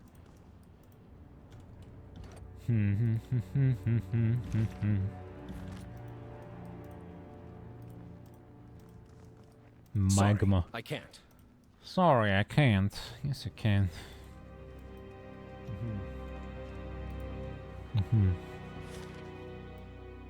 Get to the ocean spire, get the library.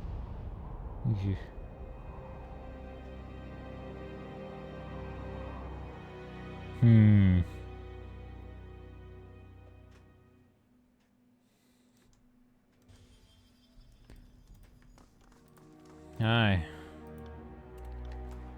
Ooh, what's this? Vagrant's Jaw. Okay. What the hell is a Vagrant's Jaw? Sigil scroll.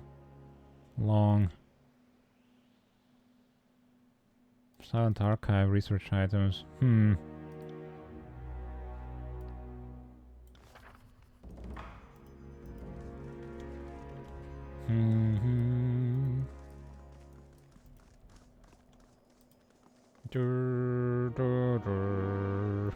The sages hate my ass.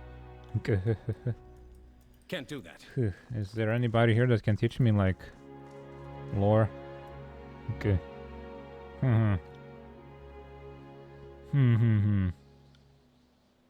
Stone Force Magic Staff. Fleela.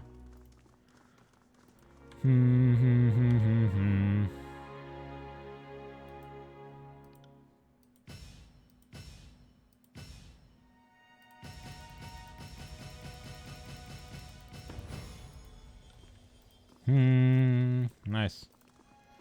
Level up for Lantry. Get yourself a stat in Resolve. There you go.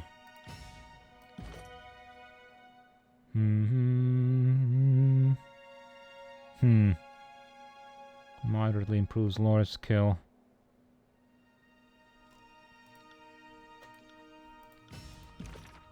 There you go, dang, now he's pretty good.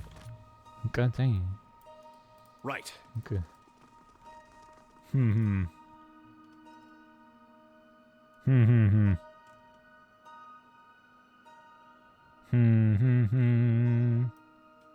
What have you made for me? Nothing. Okay. Well.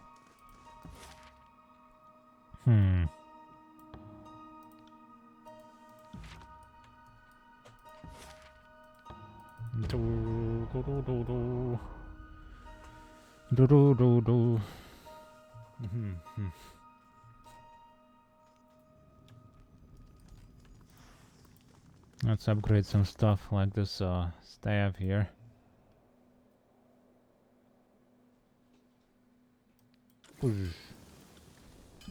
Sick. And this thingy. Okay. Can I upgrade the cat? No. Dang. Disappointing.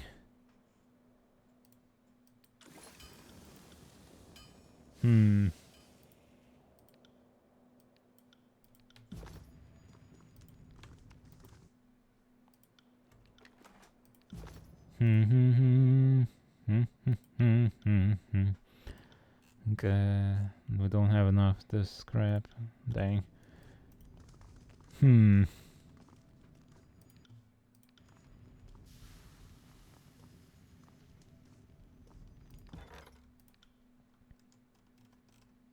Okay. Oh, I need to earn experience. I see. Interesting. Hmm. Hmm.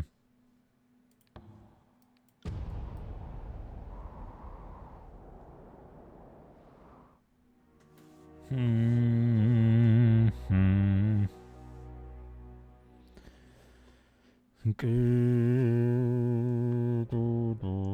Hmm. Can't do that. Can't do that. Can't do it. Can't do it. Can't do it. No, I can't do it.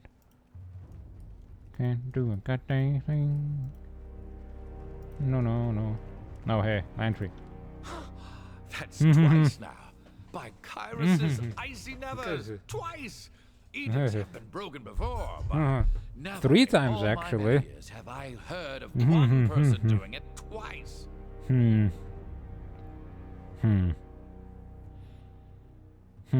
Maybe later I'll slay an Archon. Still planning my day. I think that's a jest. Good. But others will see your actions and assume you're capable of just about anything, especially slaying an Archon. So what's on your mind? Did you want to discuss matters at present, or would you rather prefer a more scholarly rant? About Luxem. Okay. Whatever. You. It is rare enough that anyone has the opportunity to proclaim an edict, much less break one. How are you holding up, Fatebinder? Kinda. Okay. I toy with power is greater than my understanding, and yet I don't stop. At least you are aware of your recklessness. I would be more concerned if the case was otherwise. Take care that you don't exhaust yourself and become worthless to the war effort. Barrack looks you up and down with appraisal, keeping any conclusions to himself. What can I do for you? Good. Would you like to discuss removing your armor? Looks at you for a very long time, his expression as unreadable as ever. Though we are encouraged to couple and mate with the Legion, I don't consider you one of my cohorts. I think I'll decline.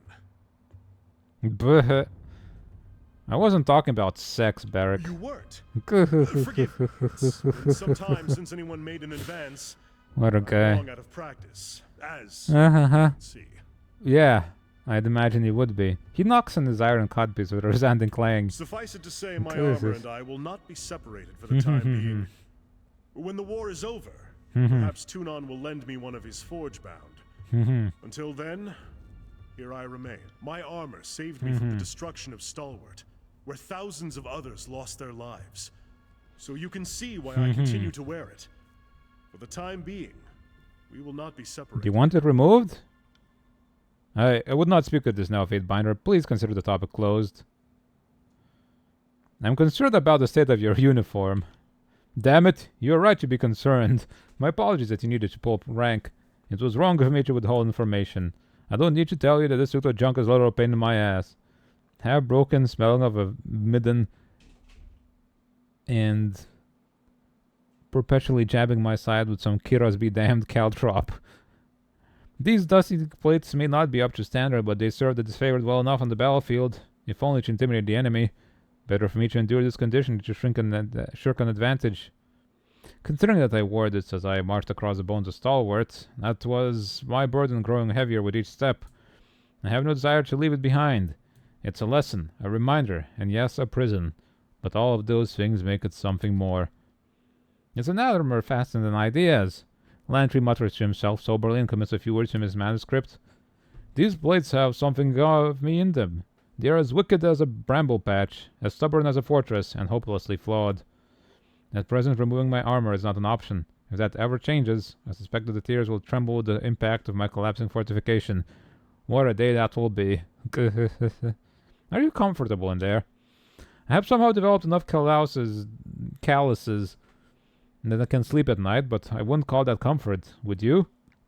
This is my armor. It has everything it needs and more. Purpose, meaning, strength. If it were comfortable, that would only take away from its other qualities. Okay.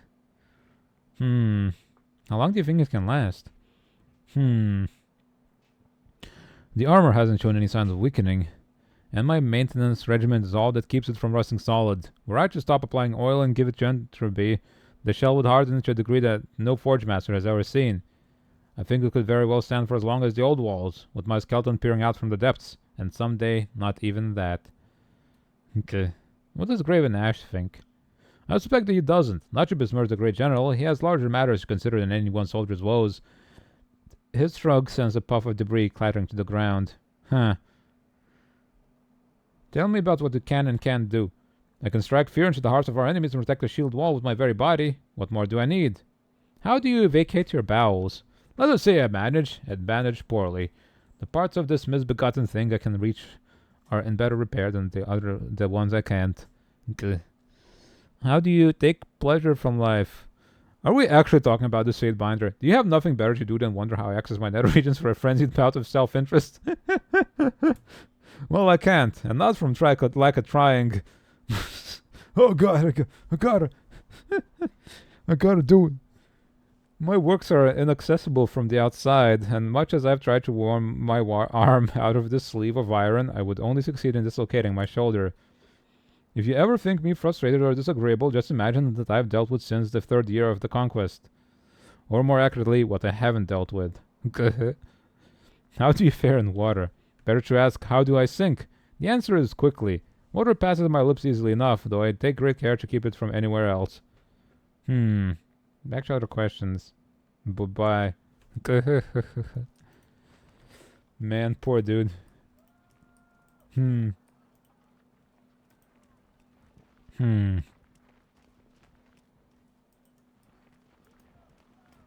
Hey.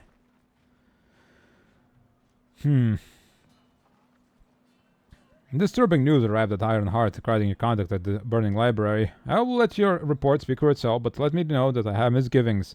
Ash worries the end of his beard and looks to you with an air of expectation. First things first, the Edict of Fire. It is truly over then. Okay. What is left of the library burns no more. And it is a great relief. Seldom is the edict meant to last for long, and the implications of the Edict of Fire have always troubled me. I have stayed up nights wondering if the flames of Kiros' wrath might spread out from the library and consume the whole of the tears, but that is ridiculous. The Overlord would never allow such a fate to befall us. Thank you for putting an old man's fears to rest. Okay. My efforts were successful. Then the Scarlet Cores have been ousted from the contested lands and the forbidden knowledge wrenched from their grasp. Tell me more. Merrick as well and in the contested lands.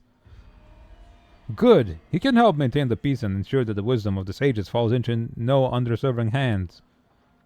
I killed Censor and her gang. The Tears will not miss another louse of her or her brood of vermin, and neither will I. Good work. I have the Silent Archive. You, Fatebinder, I task you with keeping the archive away from prying eyes, not claiming it yourself. Surely you can't help but recognize this as a breach of Kiros' law. I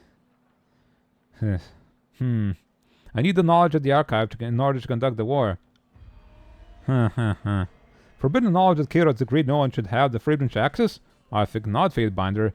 You would do just as well with honest combat and good sense on your side. That is all. Our advantage against our enemies grows, and we cannot miss an opportunity to strike a decisive victory against the Archon of Secrets. You have been an asset of unsurpassed value, but there is more still to be done. Now that we have 2 regions under our control, the disfavored's presence is felt almost throughout all the tiers. This is as strong as we've ever been. Ash gives you a determined nod, but there's something behind it that takes you by surprise. Then you notice that he's gone pale, his eyes unfocused. The Archon shakes his head and collects himself. Then he shifts his attention to you. You catch a momentary confusion reflected in his gaze, as if he's trying to account for the last several seconds. Elder Ironclad smells like pain, like sickness. The beast woman cocks her head to one side and takes a deep, parsing whiff. She sneers then, her rough mauve tongue sliding under her teeth. Can hunt Archon in times of weakness. General, we await your orders at your leisure. Barrack tips his head at the Archon with concern. The time has come for us to gather and descend upon the Stone Sea, where the voice of Nerat and his gangs have dug their miserable warren. Once we've dealt with the Archon, I plan to melt down this twisted helmet and drop it in the deepest ocean. First, we have to secure a base in the region. That will give us a position of strength to rally our fighters and take the war to the Archon's doorstep. Are you ready? Okay. You look pale. Anything I can do to assist? If I look weary, it's because the damnable Archon's secret has vexed me for too long by far. We are better rid of him, and I won't have you wasting time on issues that don't concern you. He takes several deep breaths and regards you with intensity you haven't seen before. Where do I start? I sent an advanced unit of disfavored forces into the Stone Sea, but the Scarlet Chorus' presence in the region has been them threatened in the location called Howling Rock. I dispatched a support unit to assist, which you can find at Jagged Maw Shrine. They will need your help clearing a path to Howling Rock. What can I expect to find there? Since the region of Azure fell to ruin, the population of wild beastmen has expanded significantly. No doubt the Scarlet Chorus have used this to their advantage, and seek to conscript as many of the brutes into their mob as possible. The city of Halfgate is their last bastion of stability, though of course it's held by the Scarlet Chorus now. Why does the support unit need my help then? A tribe of beastmen occupies the region, and they aren't quick to tolerate a human element in what they imagine to be their territory. They are no concern of mine, so cut down as many as you see fit to complete the mission. Carve yourself in their skins for all of that I care. Just get my soldiers through. Beasts are more than capable fighters, and they ripped more than one of our countrymen to shreds during the conquest. Ash has no love lost for their kind. Have Beastwoman's ears dulled? Or is Beastwoman hearing sounds of praise from ironclad Pac-Man's lips? She cocks her head to one side, regarding him with a dangerous wolf-meat-prey sort of interest. But then she spreads her fangs in a wide, sated grin and sits back, scratching lazily across the taut planes of her stomach. Beastwoman sees. Pac-Mate cannot help but pine for kills in shadow. My Earthshakers have a plan to blight the land, starving the Scarlet Chorus in their home territory. Offer them any help they need, and see my will done upon the voices of Nerat. We're nearly at the end. I can feel the Archon's doom ahead of us, like the peace at the end of slaughter. Interesting. Nearly at the end, you say? But we still don't have all the towers. Rogalis. A matter archival. The matter is too urgent for the luxury of formalities. In order to brave the flaming ruins of Elm Citadel. The archive, did you find it? Is it safe? What the animals doing? Sleeping. Hey, waterfall. Good. Hello. Return.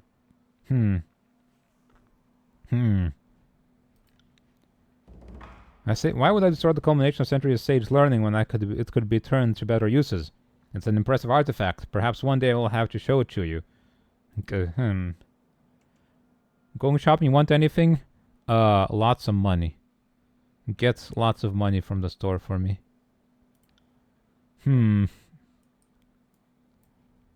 Perhaps an exchange of information is in order. Tell me what you know of it, and I can provide you with its current whereabouts.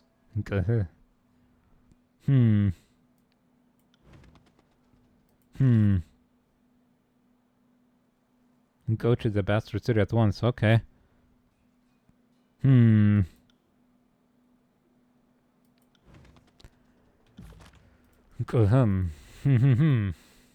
no criminal?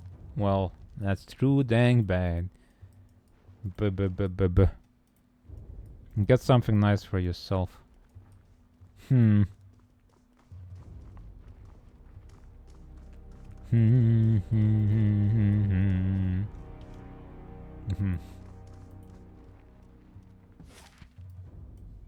Get something cool for your mouth.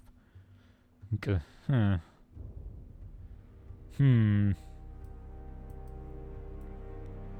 Go to the damn city. Get there to the town. Okay.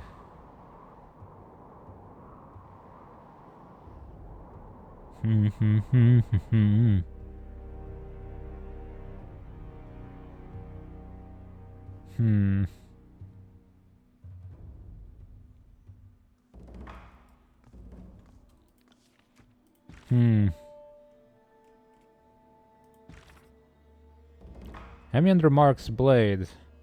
I possess only scraps regarding the archive, fragments gained from oblique references across a dozen texts. The sages sought a way to preserve all knowledge they collected, yet have easily accessible to those they felt worthy of their secrets. I have found no reliable references to what solution they eventually settled on, but there certainly exists indication that they implemented something. Several documents intercepted over the years, some as recently as the Conquest of the Tears, make reference to sages bearing their discoveries to the Vellum Citadel as tribute should be paid to the Silent Archive. The manner in which they wrote of it, I half expect you to tell that the archive is a living person. Some sage volunteer kept alive. or else in a state very lifelike.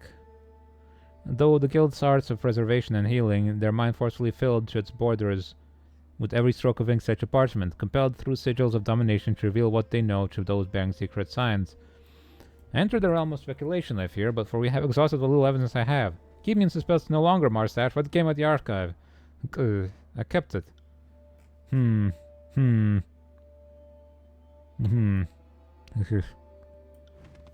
It's gonna be bad for us, I know it.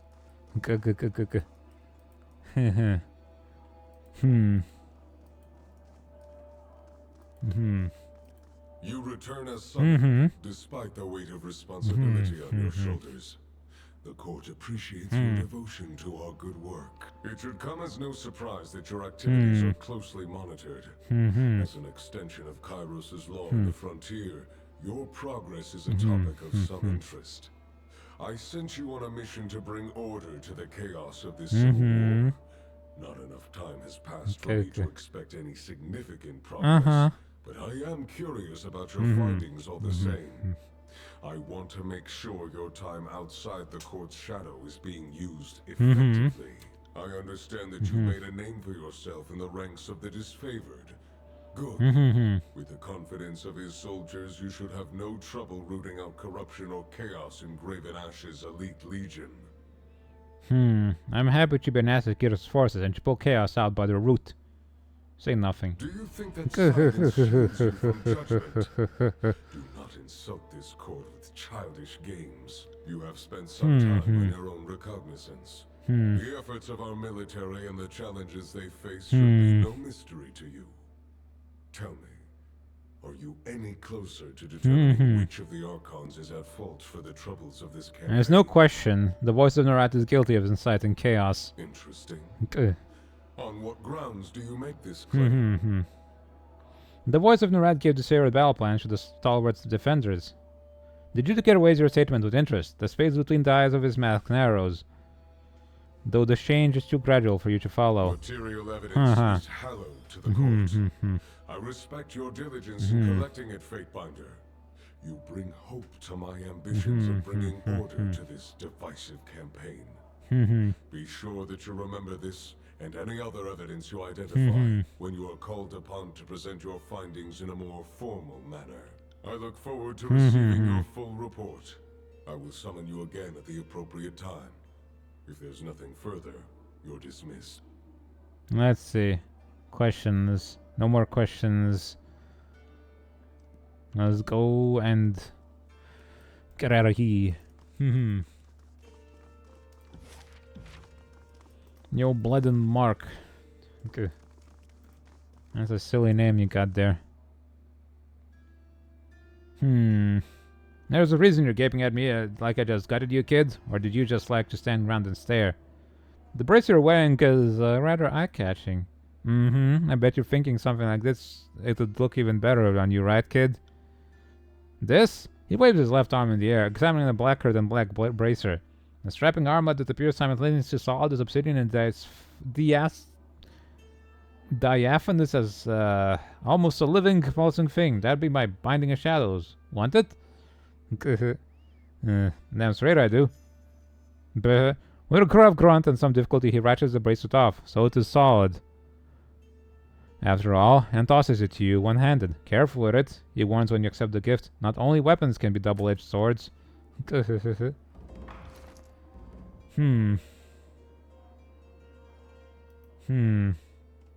Minus 10% all damage taken. Good.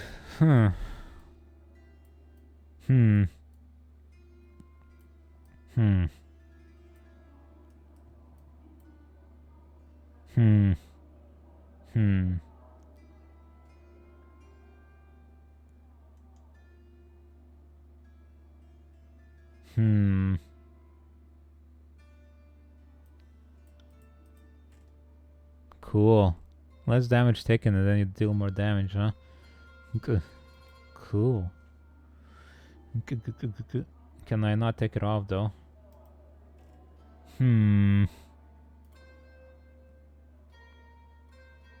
More armor, more unarmed DPS.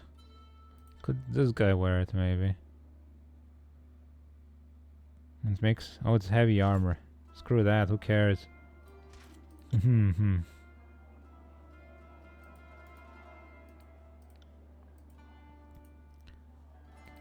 don't suppose she can wear anything at all, can she? Like a hat or something? Cannot equip items, okay. Would be funny to put a hat on her head, though.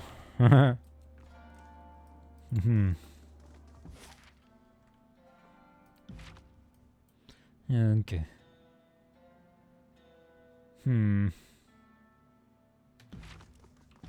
What do we have going on here? Meet the disfavored forces stationed there. Okay, it's read the old walls.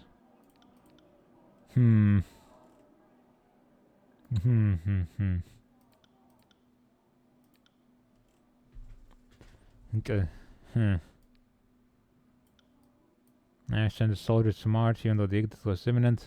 Okay. Killed satyrs who recruited onto the Scarlet Chorus.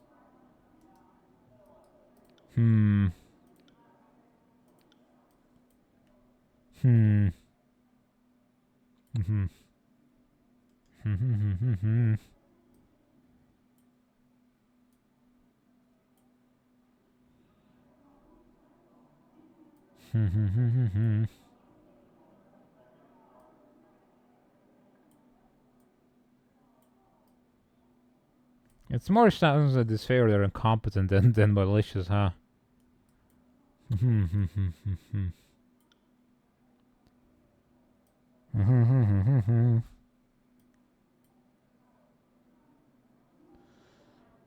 Conscripted when broken on this horse is forbidden from the region.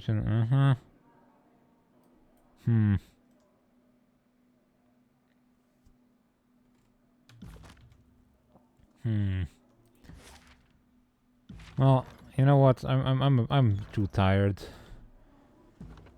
I played as much as I could. I wanted more, but I'm just so tired today. So I think that's gonna be just about it for today's stream. And I'll come back with Tyranny next week, and maybe I'll feel a bit less tired, and we can do some more. I think we can do that, maybe. Yeah. Ciao. Exit to desktop.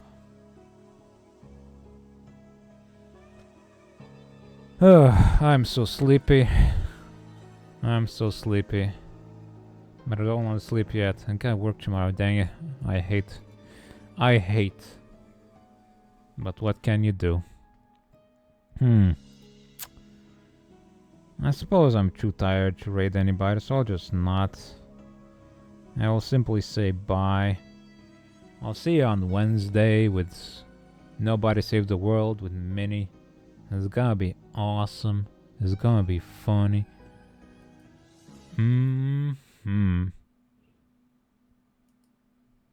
Hopefully I'm actually awake for it this time around, though. We'll see. See you later. Goodbye.